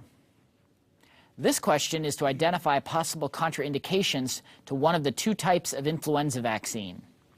Children with any of these health conditions should not be given the intranasal live attenuated influenza vaccine. These children should be vaccinated with the inactivated injectable influenza vaccine. Donna? One of the most important conditions to identify during screening is the presence of immunosuppression. Since many different conditions and therapies can produce immunosuppression, there are two screening questions to probe for this. The first is, does the child have cancer, leukemia, AIDS, or any other immune system problem? Live virus vaccines such as MMR and varicella are usually contraindicated in persons with severe immunodeficiency. However, MMR and varicella are recommended for persons infected with HIV who do not have evidence of severe immunosuppression.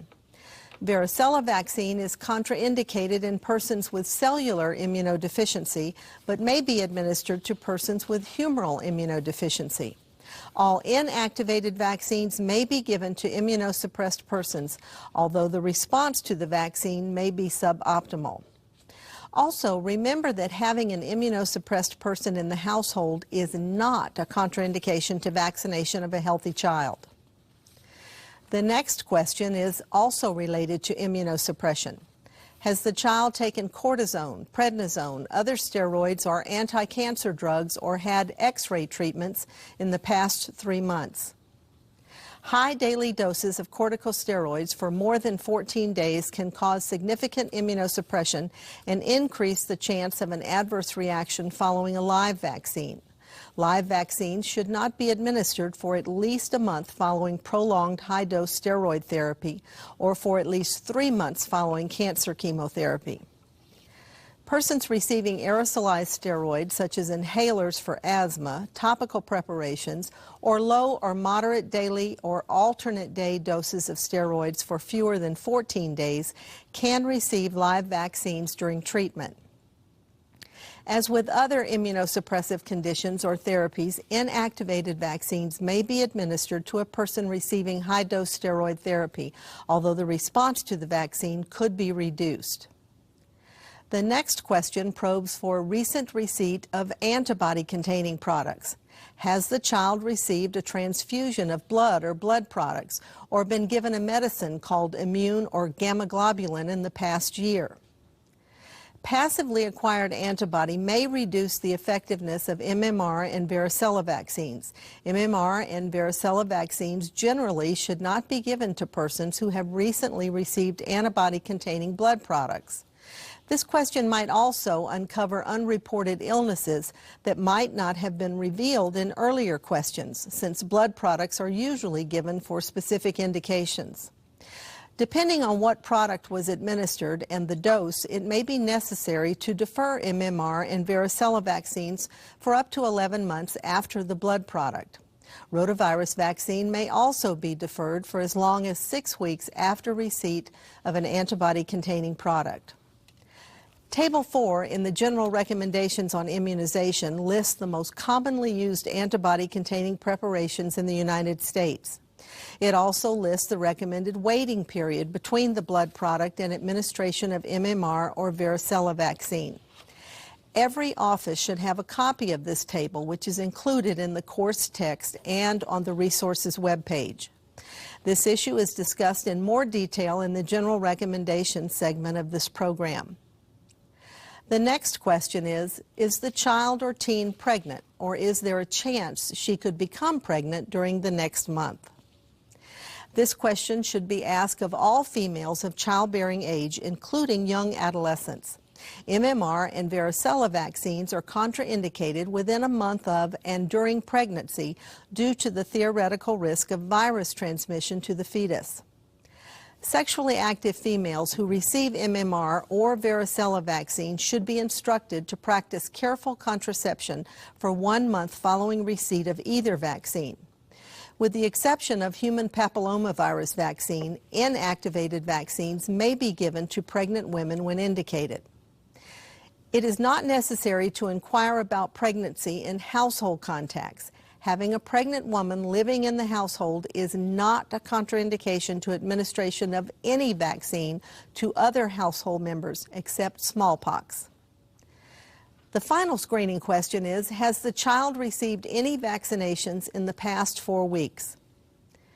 The intent of this last question is to identify persons who recently received a live virus vaccine. The Advisory Committee on Immunization Practices recommends that 2 live virus vaccines not given on the same day be separated by at least 28 days. If the vaccine given recently was an inactivated vaccine, such as DTaP or hepatitis B vaccine, it is not necessary to defer any vaccine. In addition to the child and teen screening form, the Immunization Action Coalition has developed a screening form for adults. It contains the same questions that are on the child and teen form. Both the child and adult screening forms, as well as other vaccine-related material for providers and patients, are available free from the Immunization Action Coalition website. But whether you use the IAC form or some other form, the important thing is that you ask these questions before administering vaccines to people of any age. Your patients are depending on you to make vaccines as safe as they can be. Screening every patient is one way to do this.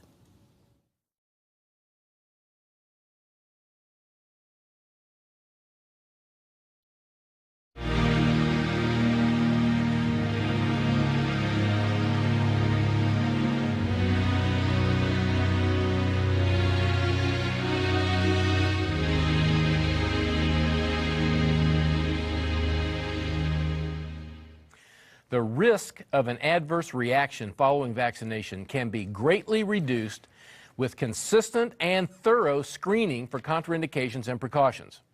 However, despite screening, adverse reactions will still occur. In this section of the program, we would like to present an overview of the general types of adverse reactions. Let's begin by defining our terms. The intended effect of vaccination is to produce active immunity to specific antigens. An adverse reaction is an unwanted extraneous effect caused by a vaccine. A synonym of adverse reaction is vaccine side effect. A vaccine adverse event, on the other hand, refers to any event that occurs following a dose of vaccine. So an adverse event may be a true adverse reaction or may be only coincidental, with further research or study needed to distinguish between them. This terminology may be new to you, and it's really not meant to be confusing. It's meant to increase the precision of discussions of vaccine safety. Adverse reactions are known to be caused by the vaccine. Adverse event is a more generic term that does not necessarily imply a cause and effect relationship with the vaccine. Vaccine adverse reactions fall into three general categories: local, systemic, and allergic, listed here in order of decreasing frequency and increasing severity. The most common type of adverse reaction is a local reaction, such as pain, swelling, and redness at the site of injection. Local reactions may occur in up to 50% of vaccine doses, depending on the type of vaccine. Local reactions are most common with inactivated vaccines, particularly those that contain an adjuvant, such as DTaP and pneumococcal conjugate vaccines. Local adverse reactions generally occur within a few hours of the injection and are usually mild and self-limited.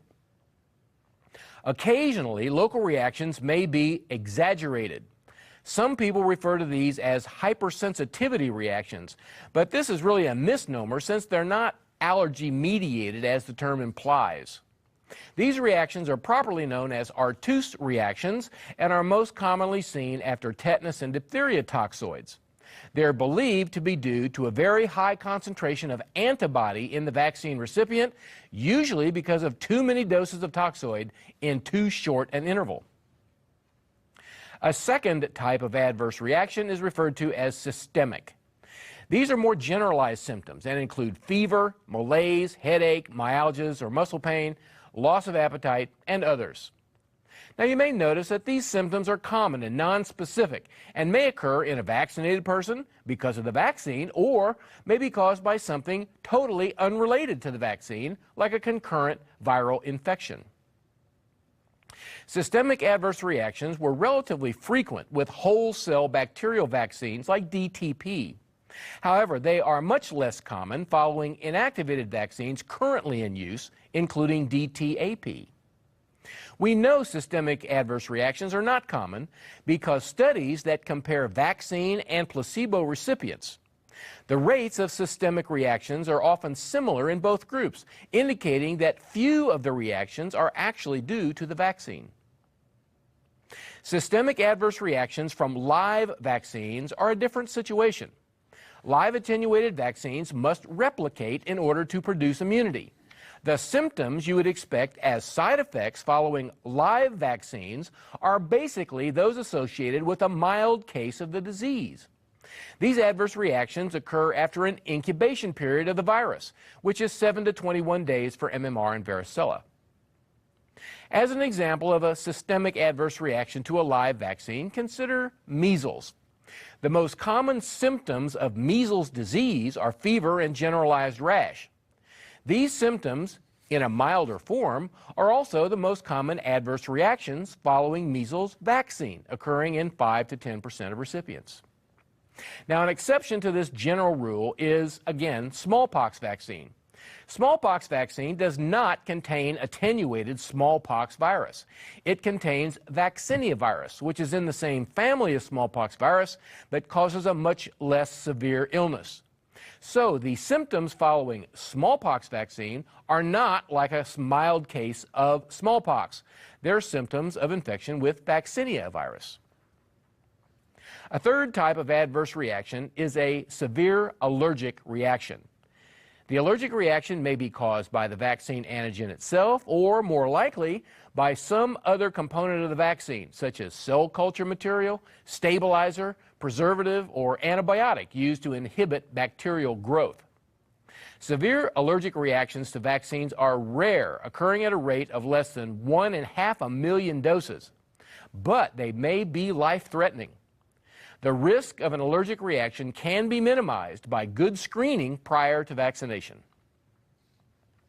So, to review, adverse reactions can generally be categorized as local, systemic, or allergic. Local reactions are fairly common and usually mild. Systemic reactions, less common, and allergic reactions are rare but can be severe. We will be talking about adverse reactions in much more detail as we talk about the specific vaccines. Bill, some adverse reactions don't fit into the categories of local, systemic, or allergic reactions. For instance, thrombocytopenia following measles vaccine, or Guillain-Barré syndrome following the 1976 influenza vaccination. How would you categorize those? Good question, because reactions like this are obviously they're not local reactions and they're not really allergic in the typical sense, so they could be classified as systemic reactions, but I think they almost belong in a different category. I would call them idiosyncratic reactions. They're really rare occurrences and they're specific to just one vaccine. Intussusception after RotaShield rotavirus vaccines, another example. We'll discuss these unusual adverse reactions again when we discuss the specific vaccines.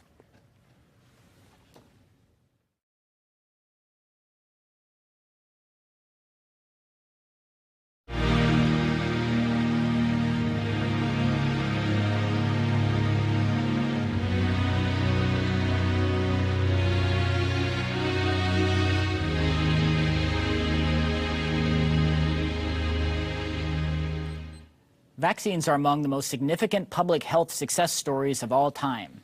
However, like all pharmaceutical products, no vaccine is completely safe or effective. While almost all known vaccine adverse events are minor and self-limited, some vaccines have been associated with very rare but serious health effects. We usually give vaccines to healthy people, including very young children, and vaccines often are required by state immunization laws. So vaccines are held to a higher standard of safety than other medications. So it is critical that we do everything we can to ensure that vaccines are as safe as possible and to maintain public confidence in vaccines. To do this, we need to monitor closely the occurrence of adverse events, evaluate possible associations, and respond appropriately to those risks. Monitoring adverse events following vaccination is especially important for newly licensed vaccines. Before licensure, vaccines undergo extensive testing and review for safety, immunogenicity, and efficacy. Pre-licensure studies, in particular phase 3 clinical trials, usually include unvaccinated comparison or control groups, so we can determine which reactions were actually caused by the vaccine. However, pre-licensure trials include a relatively small number of participants. Usually the vaccine has been given to only a few thousand people, and usually they are monitored for a limited time period. And the studies are often conducted in homogeneous populations, meaning groups that are less diverse than those in which the vaccine is ultimately used. And finally, because the number of participants is relatively small, the sensitivity for detection of uncommon or rare adverse events before licensure is low. Because of the inherent limitations of pre-licensure testing, we cannot rely on pre-licensure studies to identify all the reactions that may occur once a vaccine is more widely used. For that, we rely on post-licensure surveillance, which is the continuous monitoring of vaccine safety in the general population after licensure. The objectives of post-licensure safety monitoring are to identify rare reactions not detected during pre-licensure studies, monitor increases in known reactions, identify risk factors or pre-existing conditions that may promote reactions, identify vaccine lots with unusually high rates or types of events, and identify signals of possible adverse reactions that may warrant further study or affect current immunization recommendations. The National Childhood Vaccine Injury Act of 1986 requires healthcare professionals and vaccine manufacturers to report certain vaccine adverse events. In 1990, a reporting system was put into place to assist providers and families with this requirement. The system is called the Vaccine Adverse Event Reporting System, or VAERS. VAERS is a cornerstone of post-licensure adverse events monitoring in the United States, so it is important that you understand how it works and what it does. We asked Dr. Angela Kalyugar, a vaccine safety expert and VAERS team lead in the Immunization Safety Office at CDC, to tell us about the system. The Vaccine Adverse Event Reporting System, or VAERS, is a vaccine safety surveillance system. It was created to provide a single system for the collection and analysis of reports of adverse events following vaccination. VAERS was established in 1990 as part of the National Childhood Vaccine Injury Act. The Childhood Vaccine Injury Act requires healthcare providers to report the events listed on a table of designated reportable events. However, VAERS depends on the reporting of different adverse events following immunization, most of which are not listed on the reportable events table. VAERS is the nation's frontline vaccine safety surveillance system. It relies on healthcare providers as well as patients and parents to report adverse events that they think are possibly related to vaccination. We are often asked what adverse events should be reported to VAERS. Any post-vaccination medical occurrence that is of concern to you or to the patient or parent should be reported, even if you are not certain that the vaccine caused the event. VAERS is jointly operated by CDC and the Food and Drug Administration. Because VAERS is a national system, rare events are more likely to be identified as patterns within the system and flagged rapidly for further study. This is one of the main strengths of VAERS.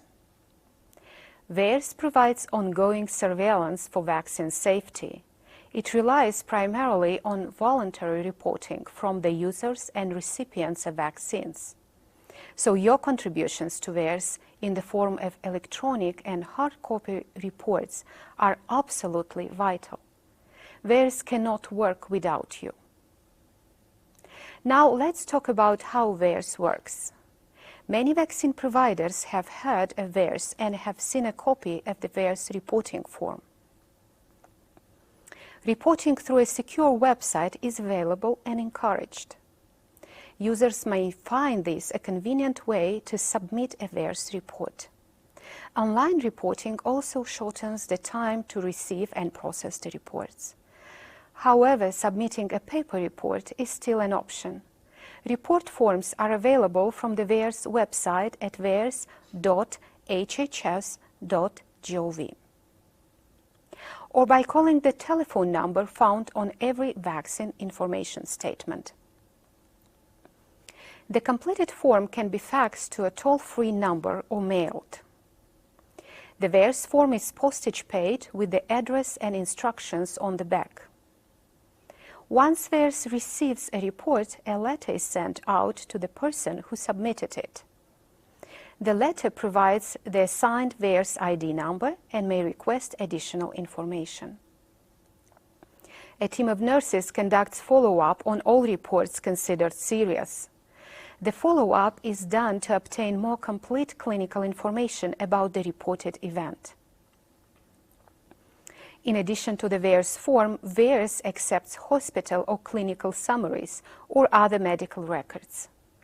These can be submitted with the original report or later accompanied by the VAERS ID number.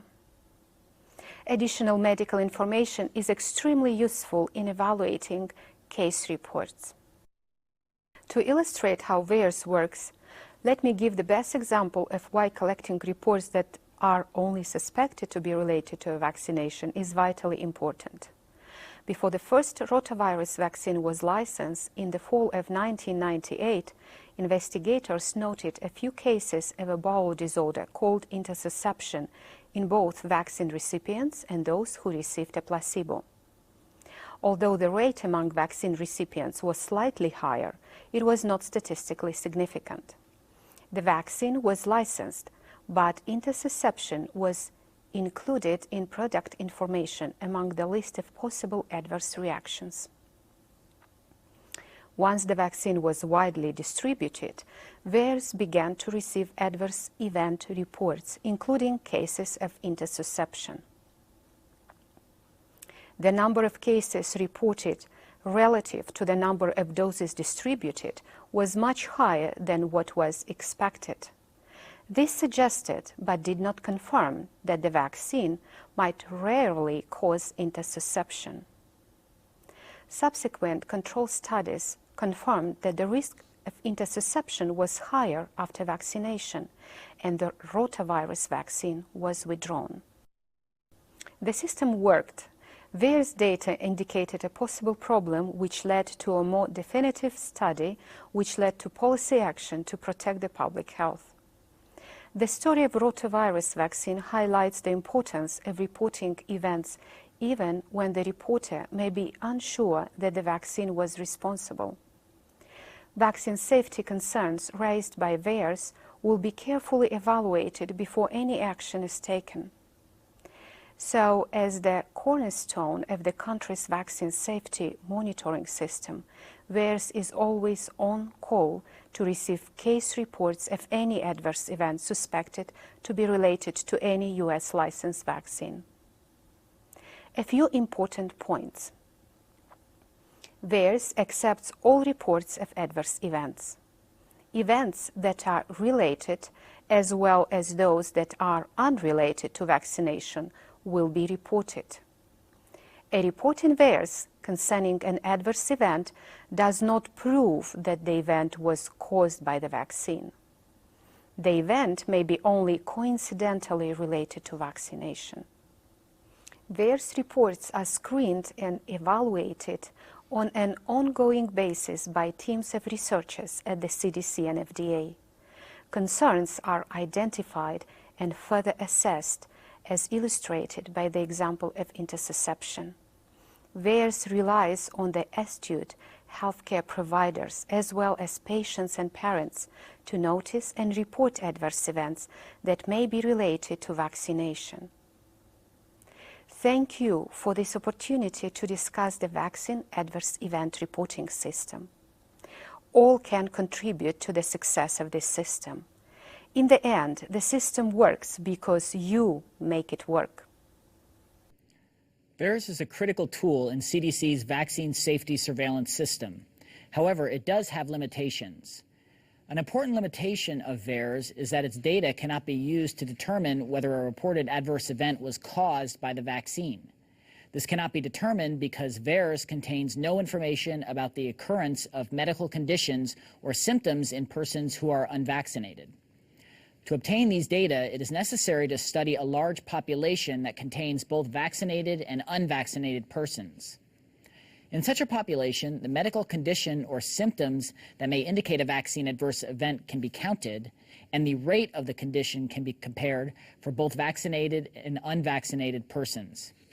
If a medical condition or symptom is significantly more common in the vaccinated group than in the unvaccinated group, this suggests the vaccine might be responsible. The gaps that exist in the scientific knowledge of rare vaccine side effects prompted the CDC to develop the Vaccine Safety Data Link, or VSD project, in 1990. The VSD project involves partnerships with 8 large health maintenance organizations to continually monitor vaccine safety.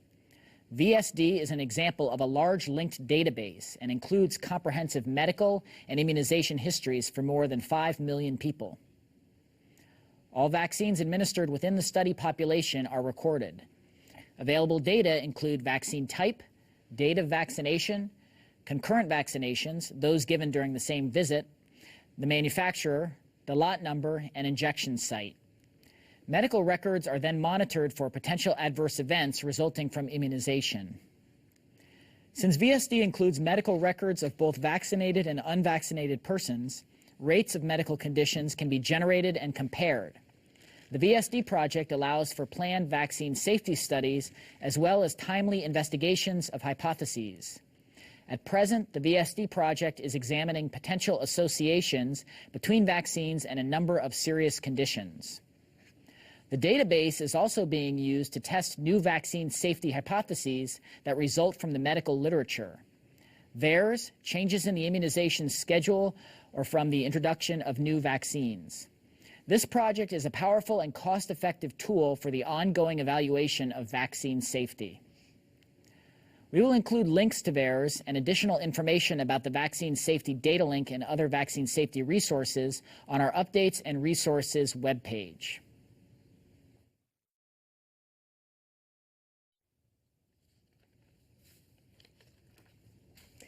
We would like to present another case study that addresses issues that we have discussed on the program today. The case studies are available on the Updates and Resources webpage. Today's second case study is Aiden. Aiden is a 20-month-old and is an established patient in your practice. Aiden received MMR number 1, varicella number 1, DTaP number 4, Hib number 4, PCV number 4, and hepatitis A number 1 at 14 months of age. Aiden's mother reports that he developed a temperature of 101 degrees for 2 days, about 9 days after the vaccines. He had no other symptoms and did not require medical attention. At 17 months of age, Aiden was diagnosed with a neuropathy that caused weakness of his left leg.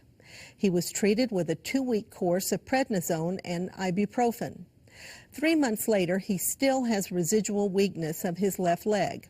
He has no other medical problems. Here are the questions about Aiden. Was the fever 9 days after his last vaccinations caused by the vaccines? If so, which vaccine was responsible? Was the neuropathy caused by the vaccines?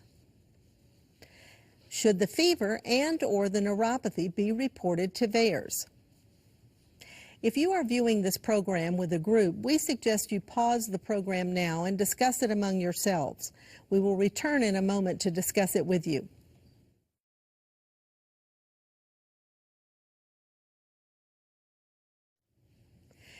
The Aiden case study is a situation we hear about often. A person receives a vaccine, then a medical event occurs. The provider is uncertain about whether the vaccine caused the adverse reaction and what should be done about it. Here is the first question about Aiden. Aiden had a fever about 9 days after he received multiple vaccines. Was the fever caused by the vaccines? Well, possibly. Fever is not common but can occur after almost any vaccine. If so, which vaccine was responsible? In this case, the fever was most likely caused by the measles component of MMR. MMR and varicella vaccines can cause fever 7 to 10 days after vaccination. The timing of the fever relative to the vaccine gives us a hint about which vaccine might be the cause. Fever after live vaccines occurs after an incubation period of the virus. Fever following inactivated vaccines usually occurs within 48 hours of vaccination. Here is the next question about Aiden. Was the neuropathy caused by the vaccines? Well, it's hard to say if the neuropathy was caused by the vaccine. Neuropathy of the leg has not been reported after vaccination. Brachial neuropathy has been reported after tetanus-containing vaccine, but is rare. Also, the neuropathy occurred 3 months after his last vaccines, which also makes vaccination less likely to be the cause of the symptoms. And here's the last question about Aiden. Should the fever and/or the neuropathy be reported to VAERS? It is not necessary to report the fever to VAERS. Fever is a recognized adverse event following MMR and varicella vaccines. However, the neuropathy definitely should be reported to VAERS. The main purpose of VAERS is to identify what are known as signals, clusters of cases of previously unidentified adverse reactions that should be reported. The neuropathy may or may not be related to the vaccine, but you don't need to know for sure. When in doubt, send in a VAERS report. When in doubt, send in a report. Excellent thing to take away a message from this. Good chance right now to talk about a few of the frequently asked questions that we get regarding the content that we've heard up to this point. And we have several, and these are real questions. We don't make these things up. These are actually questions that have come to us at various times, mainly through NIP Info. The first question I'll direct to Andrew. We've talked about this now a couple of times today. Why is it, it seems counterintuitive, why is it that blood products, transfusions, whatever, do not affect zoster vaccine? They affect varicella vaccine. Why is zoster not included in the same group?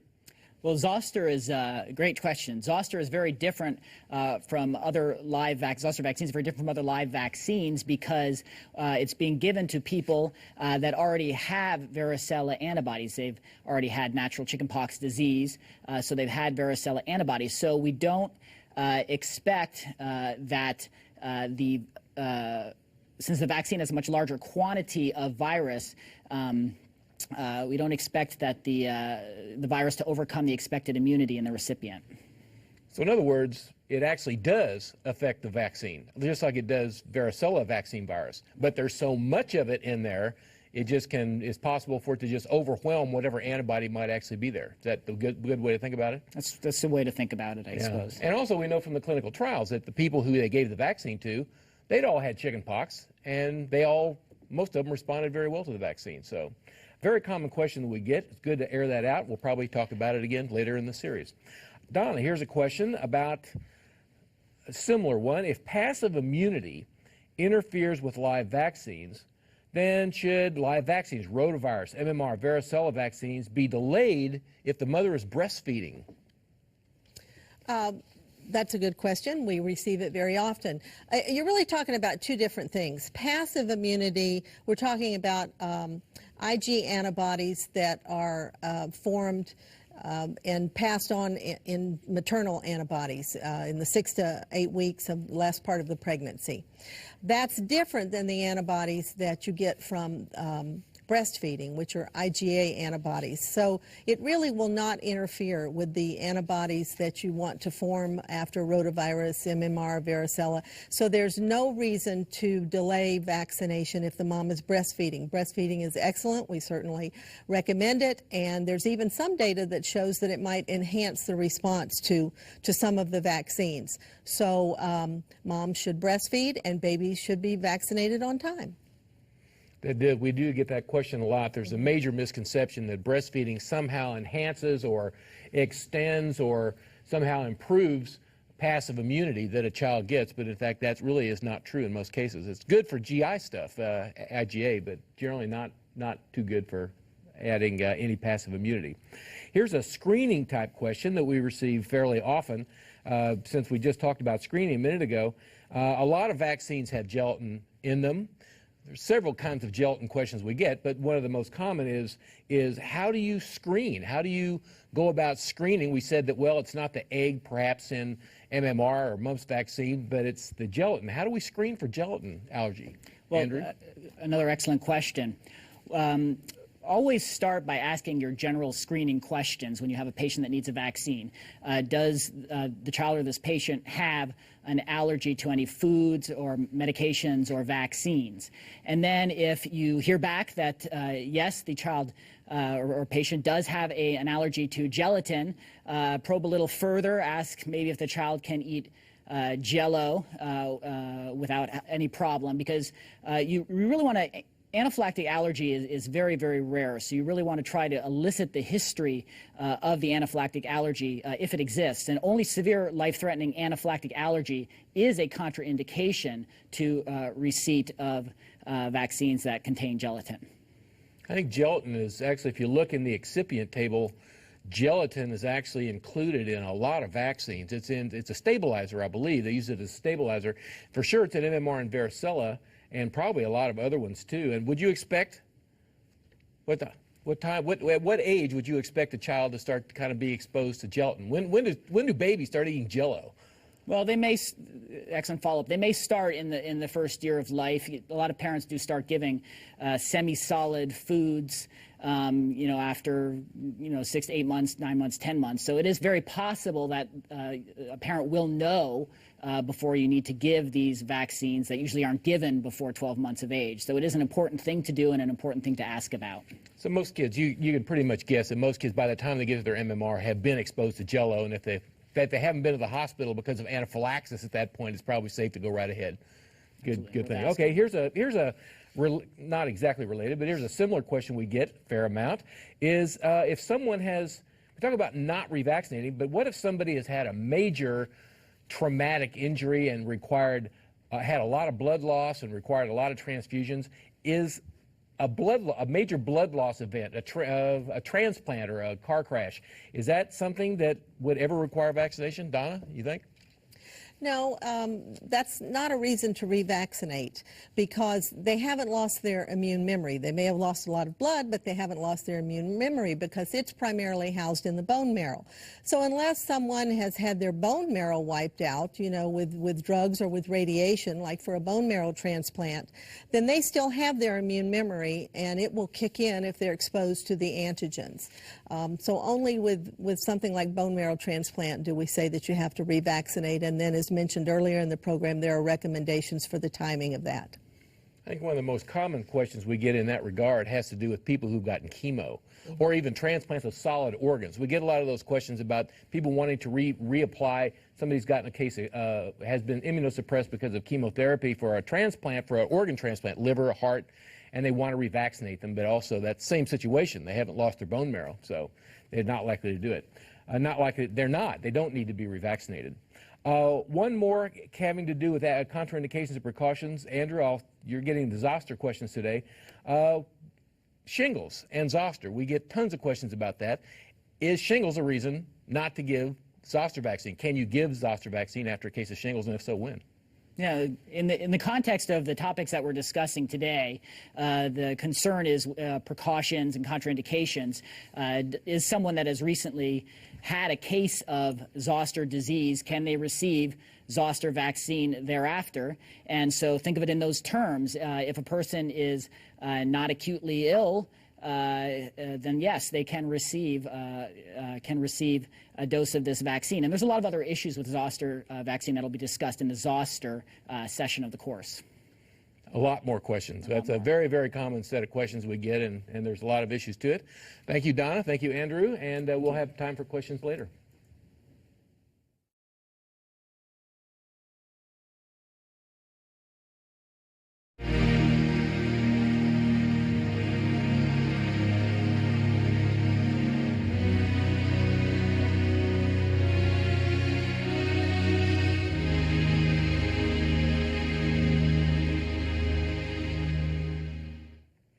Appropriate vaccine administration is critical for optimum vaccine effectiveness.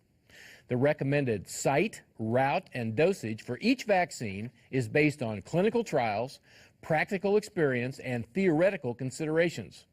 Vaccines may not protect your patient if they are administered incorrectly. If the wrong site or needle length is used to administer a vaccine, there may be an increased risk of a local adverse reaction. So an education plan that includes competency-based training on vaccine administration should be considered for everyone who administers vaccines. Delivering vaccine into the appropriate tissue promotes optimal antibody response to the vaccine and reduces the risk of a local adverse reaction. So let's talk about route, site, and needle length. Subcutaneous injections are administered into the fatty tissue found below the dermis and above the muscle tissue. Subcutaneous tissue is present in most areas of the body. The usual subcutaneous sites for vaccine administration are the thigh and the upper outer triceps area of the arm. The upper outer triceps area can be used to administer subcutaneous injections to infants. The recommended needle size for subcutaneous injection in all age groups is a 23 to 25 gauge 5/8 inch needle. A longer needle could penetrate the muscle, particularly if given at an incorrect angle. To avoid reaching the muscle, the fatty tissue is pinched up and the needle is inserted at a 45-degree angle. A more perpendicular approach is used for intramuscular injection. The majority of vaccines administered by injection are given by the intramuscular route. Incorrect intramuscular technique can reduce vaccine effectiveness and increase local adverse reactions, so proper technique is critical. Intramuscular injections are administered into the muscle tissue below the dermis and subcutaneous tissue. The amount of overlying subcutaneous tissue depends on the person and the site. Although there are several IM injection sites on the body, the routinely recommended IM sites for vaccine administration are the vastus lateralis muscle in the anterolateral thigh and the deltoid muscle in the upper arm. Injection at these sites reduces the chance of involving neural or vascular structures. The site depends on the age of the person and the degree of muscle development. The deltoid muscle is most commonly used in older children and adults. The deltoid muscle can be used in toddlers if the muscle mass is adequate. It is important to use anatomical landmarks to locate the sites so the injection is given into the center of the muscle. The gluteus should not be used as a site to administer vaccines. Injection in the gluteus risks injection into fat or damage to nerve tissue. A 23 to 25 gauge needle is recommended for intramuscular injections. The needle length must be adequate to reach the muscle and is based on the size of the individual. A 5/8 inch needle may be considered for newborns in the first 28 days of life and for premature infants. The recommended needle length for an infant is generally 1 inch. The recommended needle length for an older child can range from 5/8 to 1 1/4 inch, depending on the injection site, the size of the muscle, and the thickness of the fatty tissue at the injection site. A 5/8 inch needle is adequate only for the deltoid muscle and only if the skin is stretched flat between the thumb and forefinger and the needle is inserted at a 90-degree angle to the skin. A longer needle should be used for the anterolateral thigh. For adolescents and adults, the deltoid muscle is the routinely recommended site, although the anterolateral thigh can be used.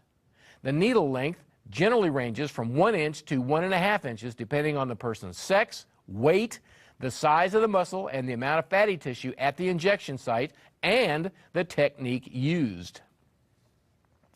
You know, this can all seem really complicated. Fortunately, there's a table in the General Recommendations on Immunization, that would be Table 7, that lays all this out. It's yet another reason to get a copy of the General Recommendations and read it. To avoid injection into subcutaneous tissue, the skin of the selected site can be spread taut between the thumb and forefinger, isolating the muscle. Another technique, acceptable mostly for pediatric and geriatric patients, is to grasp the tissue and bunch up the muscle. The needle should be fully inserted into the muscle at a 90-degree angle.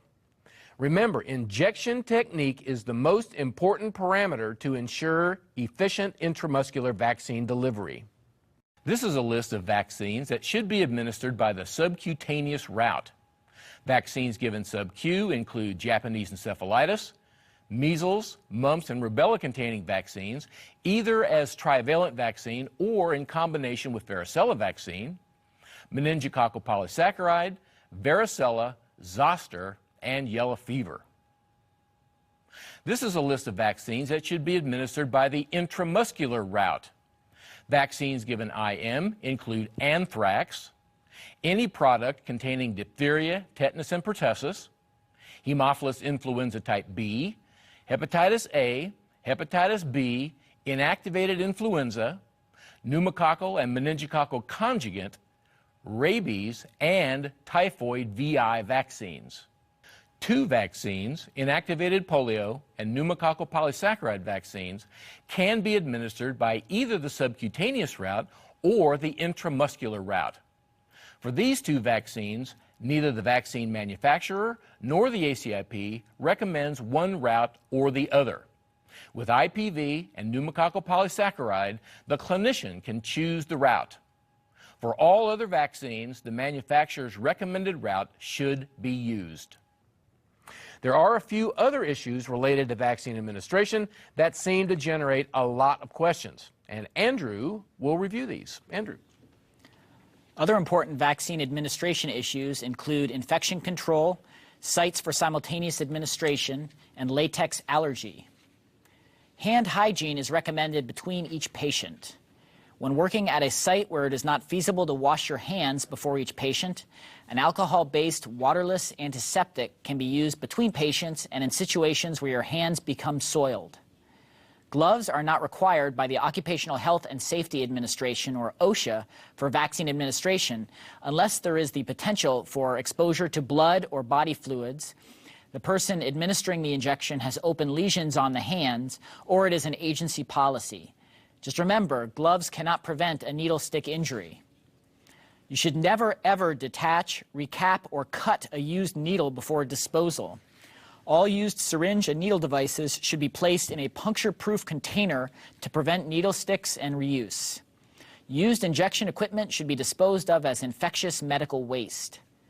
Safety needles or needle-free injection devices also can reduce the risk for injury and should be used whenever available. Here are a few more points about vaccine administration.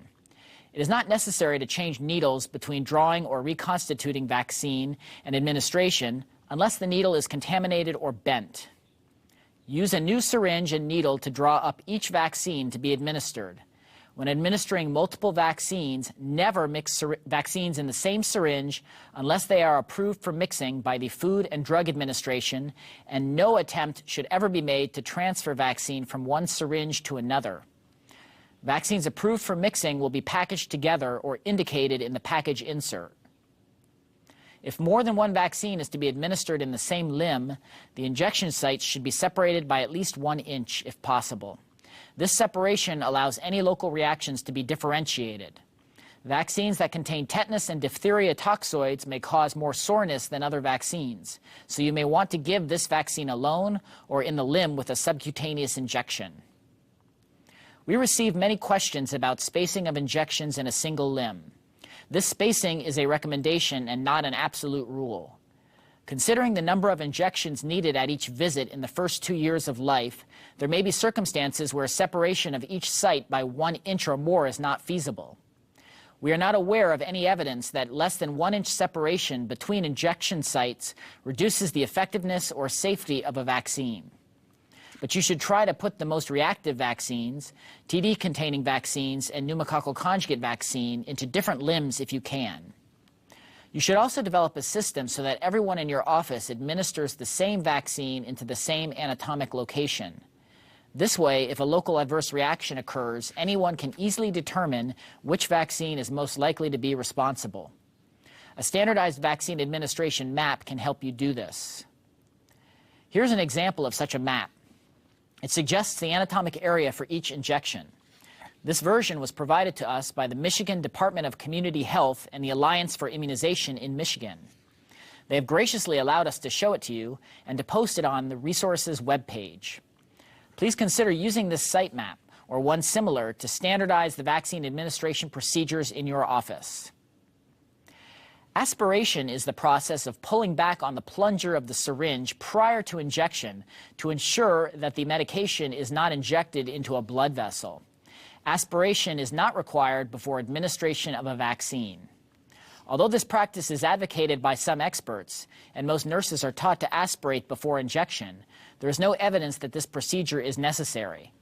There are no reports of any person being injured because of failure to aspirate. In addition, the veins and arteries within the reach of a needle in the anatomic areas recommended for vaccination are too small to allow an intravenous push of vaccine without blowing out the vessel. A 2007 study from Canada compared infants' pain response using slow injection, aspiration, and slow withdrawal with another group using rapid injection, no aspiration, and rapid withdrawal. Based on behavioral and visual pain scales, the group that received the vaccine rapidly without aspiration experienced less pain. No adverse events were reported with either vaccination technique. A link to the study results is included on the Program Resources webpage. We have been downplaying the need for aspiration since the issue was addressed in the 2002 edition of the General Recommendations on Immunization. We have been impressed with the passion with which some nurses, particularly nursing instructors, defend this procedure. But I will repeat that we consider aspiration an option or preference, not a requirement.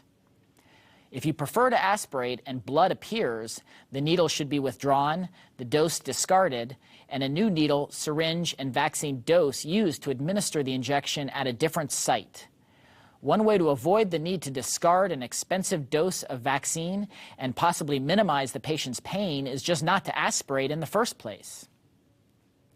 Many people, particularly healthcare personnel, claim to have latex allergies. Latex allergy is most often a contact-type allergy.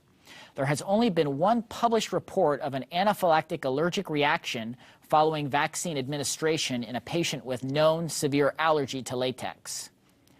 A person with an anaphylactic allergy to latex should not generally receive vaccines supplied in vials or syringes that contain natural rubber. Persons with latex allergies that are not anaphylactic, such as contact allergy to latex gloves, can receive vaccines supplied in vials or syringes that contain dry natural rubber or natural rubber latex. With the number of injections that we are giving in immunization practice today, both healthcare providers and parents are concerned about adequate pain control. Comfort measures and distraction techniques may help children cope with the discomfort associated with vaccination. Remember that pain is a subjective phenomenon influenced by multiple factors, including a person's age, anxiety level, previous healthcare experiences, and culture. A variety of measures ranging from topical anesthetics to diversionary techniques are discussed in the general recommendations on immunization. Another event to be aware of is fainting, referred to medically as syncope. This may have come to the attention of providers because most of our newest vaccines are recommended for adolescents. A CDC and FDA analysis of recent VAERS data indicates that females aged 11 to 18 years contributed most to an increase in the number of post-vaccination syncope reports. Although rare, serious injuries occurred. To reduce the risk of syncope and injury resulting from syncope, the ACIP recommends that providers strongly consider observing patients for 15 minutes after they are vaccinated. In fact, we recommend that you have adolescents and adults seated during vaccination and the observation period to decrease the risk of injury should they faint. Donna? We would like to end our discussion of vaccine administration with a few words about non-standard vaccination practices and vaccine administration errors. We have become increasingly concerned about the growing number of questions we receive asking what to do when the wrong vaccine or the wrong vaccine dose has been administered or the wrong route was used. The first type of vaccine administration error is administration of the wrong formulation. Since the approval of Tdap and zoster vaccines, we have heard of several instances where the wrong vaccine was administered. When young children receive Tdap instead of DTaP, they do not receive adequate amounts of diphtheria toxoid and pertussis antigens. This can place a young infant who has not completed a primary series of DTaP at increased risk for pertussis. If an adolescent or adult receives DTaP instead of Tdap, they are at increased risk for an exaggerated local reaction because they have received excess diphtheria toxoid and pertussis antigens. Even more concerning is when we hear about a young toddler receiving zoster vaccine instead of varicella vaccine. This exposes the child to a dose of vaccine virus 14 to 15 times the prescribed dose. Another concern related to administering the correct vaccine is using the correct diluent with vaccines that require reconstitution. We frequently receive questions about the effectiveness of a vaccine when the wrong diluent has been used. Vaccine safety and efficacy data are based on using the prescribed diluent. Vaccine manufacturers and CDC do not test vaccine using the wrong diluent to find out what will happen. We almost always recommend that doses reconstituted with the wrong diluent be repeated. You must not only carefully check the label on the vaccines you administer, but also the diluent to ensure that the appropriate product is used. Remember, standard medication guidelines require that the medication label is checked at least 3 times before administration. Similarity in product names and packaging also increase the risk of medication errors. We suggest that you do not store products with similar names or packaging close to each other in the refrigerator or freezer. A third administration error we hear about is the wrong route of administration. Earlier, we discussed several factors involved in ensuring that a vaccine is injected into the correct tissue.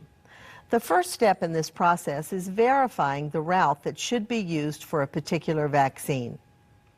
For example, a common error we are hearing about is inadvertent administration of meningococcal conjugate vaccine by the subcutaneous route. Meningococcal polysaccharide vaccine should be administered by the subcutaneous route, but the newer meningococcal conjugate vaccine should be administered by the intramuscular route. We also have received several reports in which purified protein derivative, or PPD, used for tuberculin skin testing and TD have been confused, resulting in intradermal administration of TD. Administration errors like these not only increase the risk of adverse reactions and suboptimal immune response, but they also diminish the trust and confidence that parents and patients have in their healthcare provider. Be sure that staff are adequately trained in standard vaccine administration practices and are oriented to the proper administration of new vaccine products. Remember, your patients are counting on you. Donna and Andrew, as you know, we receive many questions about vaccine administration issues. One of the most common, Donna, I'll point this one at you, is when you administer vaccines, do you have to change gloves between patients? Well, we do get that question often, Bill, and it's usually in line with a large clinic when you're like a big flu clinic when you're giving a lot of vaccines. The thing is that, you know, ACIP says you really only need to wear gloves, if there's a risk of exposure to blood or body fluids, or if there's an open lesion, or if it's an agency policy. So if you do wear gloves, you still have the whole issue of hygiene, and so we would say yes, you need to wash your hands between patients, and if that means, you know, changing the gloves, then that's what you have to do. Okay. Better maybe just not to wear gloves in the first place if you don't have to. Another very common question is partial doses. If a patient moves his arm and somehow manages to dislodge the needle before the whole vaccine dose has gone in, do you have to repeat it? Do you repeat it then? What do you do? Yeah, it's really a judgment call on the part of the healthcare provider. If a provider feels like that there was vaccine loss during the procedure, then this is counted as a partial dose, and the vaccine must be repeated. The general rule is if partial doses are given, they are invalid, and you should repeat the dose. One more quick one for Donna. Is there a risk for pregnant staff people to administer live virus vaccines? No, a pregnant person can administer any live virus vaccine except smallpox vaccine. This question comes up a lot with rotavirus and influenza vaccine, like the LAIV vaccine. And there's no problem there. For one thing, the healthcare provider should have been vaccinated already against influenza if they're administering influenza vaccine. And that should not be an issue, and rotavirus is not a concern either. They most likely have antibodies to it. Very helpful. Thank you very much, Andrew and Donna. Thank you.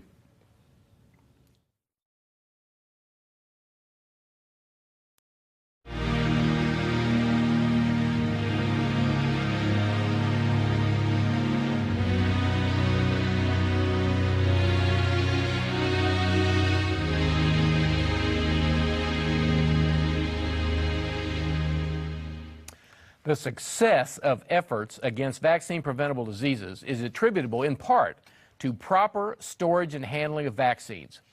Exposure of vaccines to temperatures outside the recommended ranges can adversely affect their potency and reduce the protection they provide. Storage and handling errors can cost your practice thousands of dollars in wasted vaccine and revaccination. They can also result in the loss of patient confidence in your practice when repeat doses are required. Vaccines are fragile and must be kept at the temperatures recommended by the vaccine manufacturers at all times.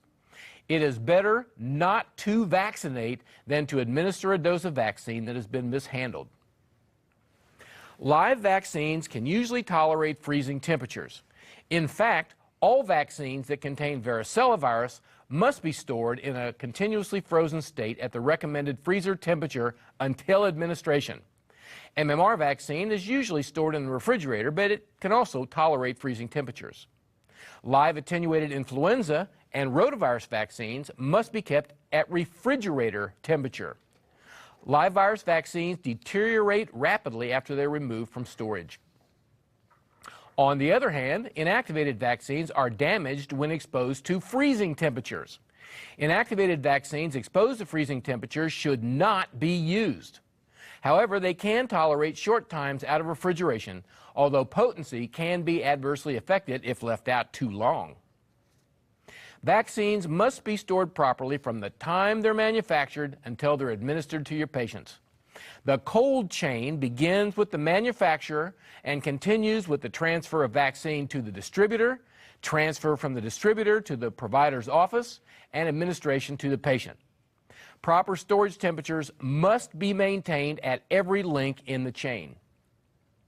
All healthcare providers who administer vaccines must evaluate their cold chain procedures to ensure that vaccine storage and handling guidelines are being followed. Each office should develop and maintain a detailed written storage and handling protocol. Assign storage and handling responsibilities to one person. Designate a backup person, and provide training on vaccine storage and handling. Vaccine storage units must be selected carefully and used properly. Refrigerators without freezers and standalone freezers are usually better at maintaining the required temperatures. However, a combination refrigerator-freezer unit sold for home use is acceptable for vaccine storage if the refrigerator and freezer compartments each have a separate external door.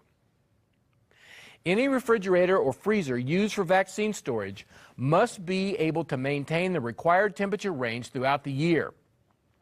It must be large enough to hold the year's largest vaccine inventory and must be dedicated to the storage of biologics. Food and beverages should not be stored in vaccine storage units. Keeping food and beverages in the storage unit leads to frequent opening of the door, which leads to temperature instability. The CDC discourages the use of small, single-door or dorm-style refrigerators like this. This type of unit may be used for storing small quantities of inactivated vaccines or MMR, rotavirus, or live attenuated influenza vaccine, but only if the refrigerator compartment can maintain a constant temperature. It is impossible for the freezer compartment in this type of unit to maintain the required temperature range and must not be used to store varicella, MMRV, and zoster vaccines.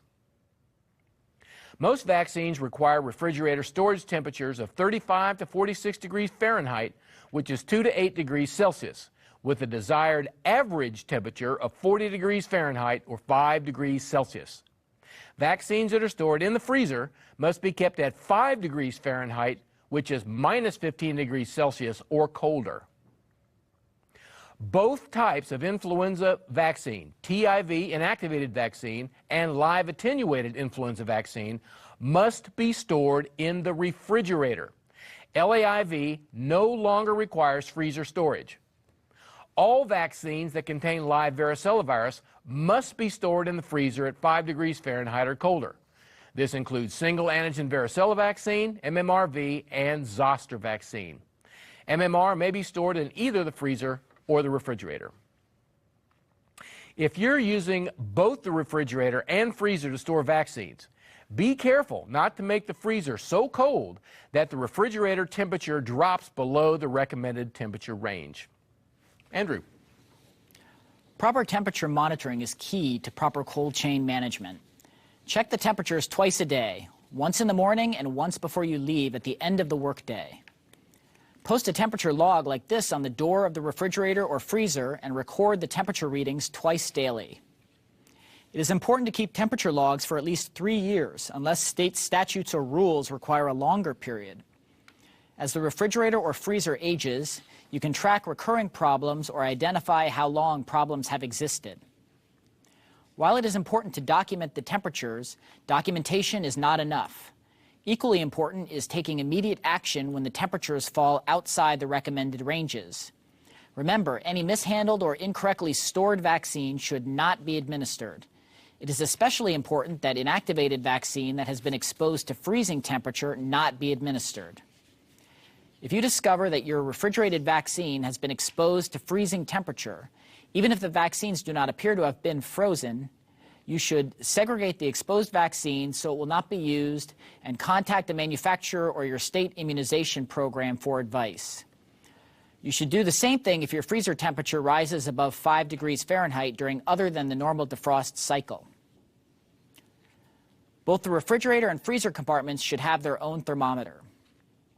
Here are some examples of thermometers that can be used, including BioSafe Liquid, Continuous Graphic, and Minimum Maximum. If you are using a continuous recording thermometer, even though it is recording the temperatures for you, it should still be checked twice each day to make sure the temperatures are in range. Thermometers are a critical part of good storage and handling practice. The CDC recommends using only certified calibrated thermometers for measuring vaccine storage unit temperatures.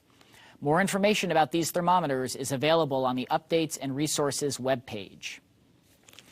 To keep the refrigerator and freezer cold, the unit must be in good working condition and it must have power at all times. There are several things you can do to prevent problems.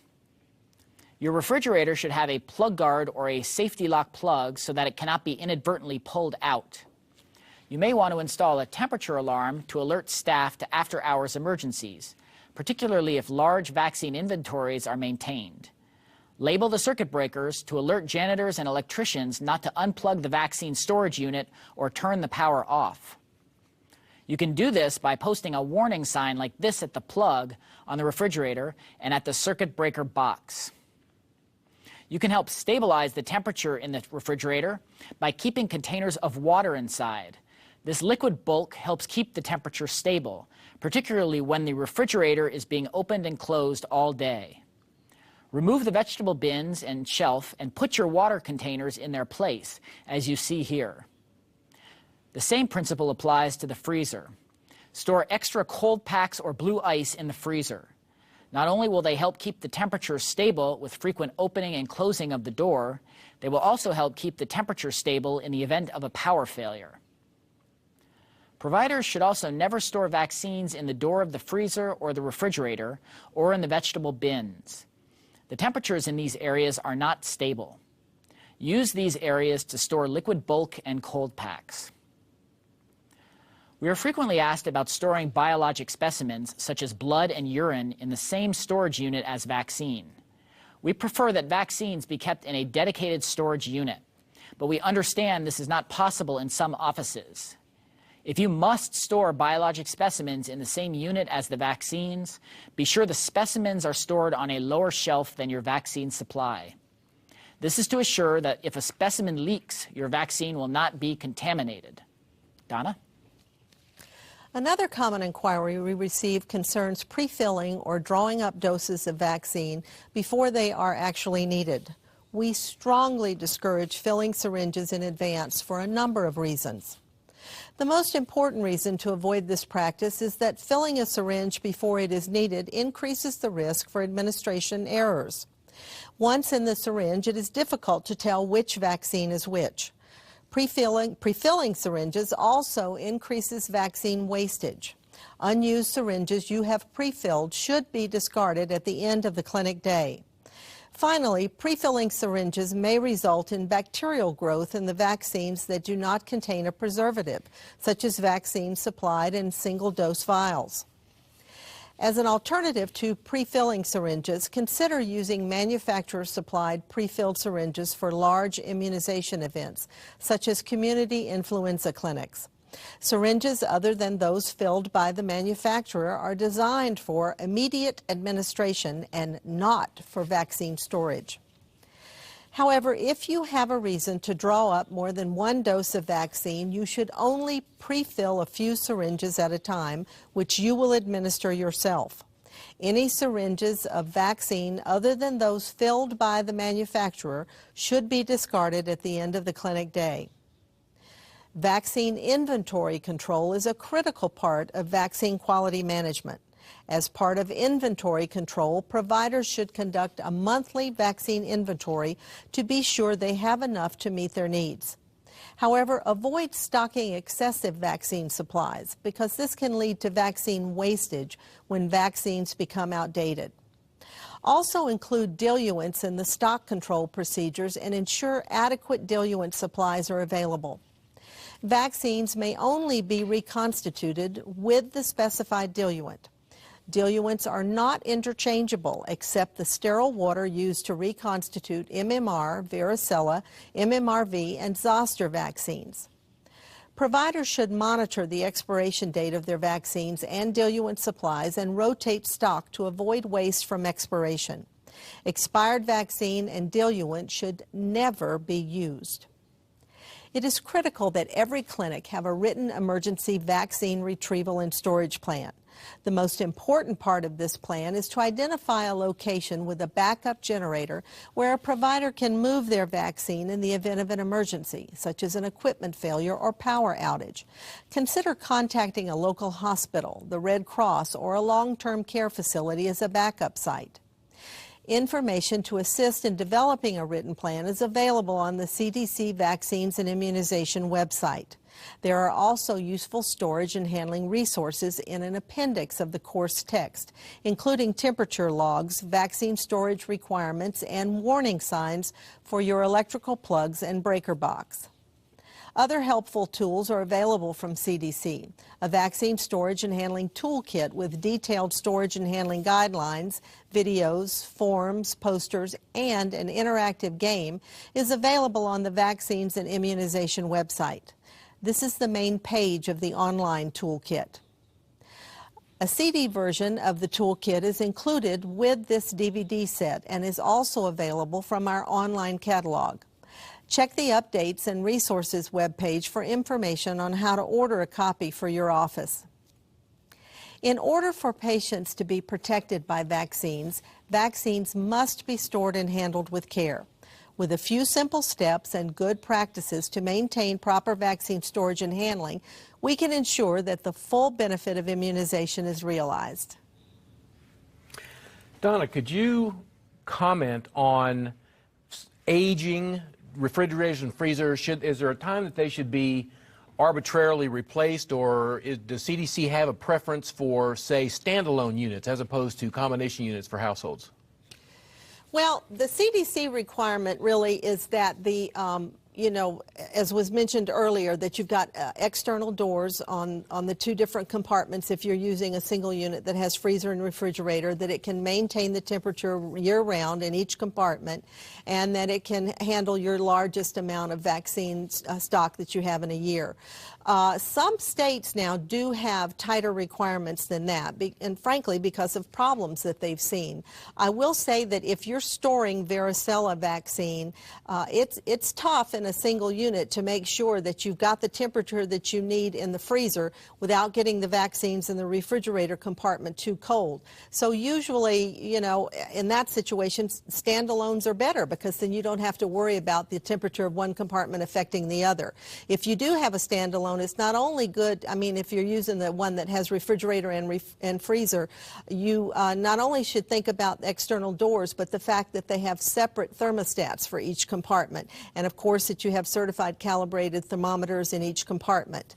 As far as aging, sometimes we're asked, we're not allowed to use a unit that's more than 10 years old. Well, the thing is, older units just may not maintain the temperature as well. But check with your state immunization program, especially if you're a VFC provider. Thank you, Donna. Thank you, Andrew.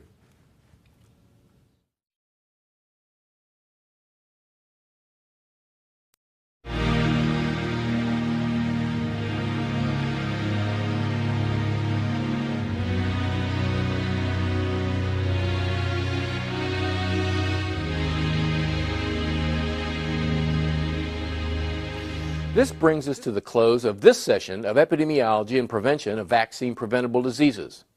We would like to remind you of resources that you can use to get more information or to contact us. Here's the companion book for this program. The Public Health Foundation is the sole source for a printed copy.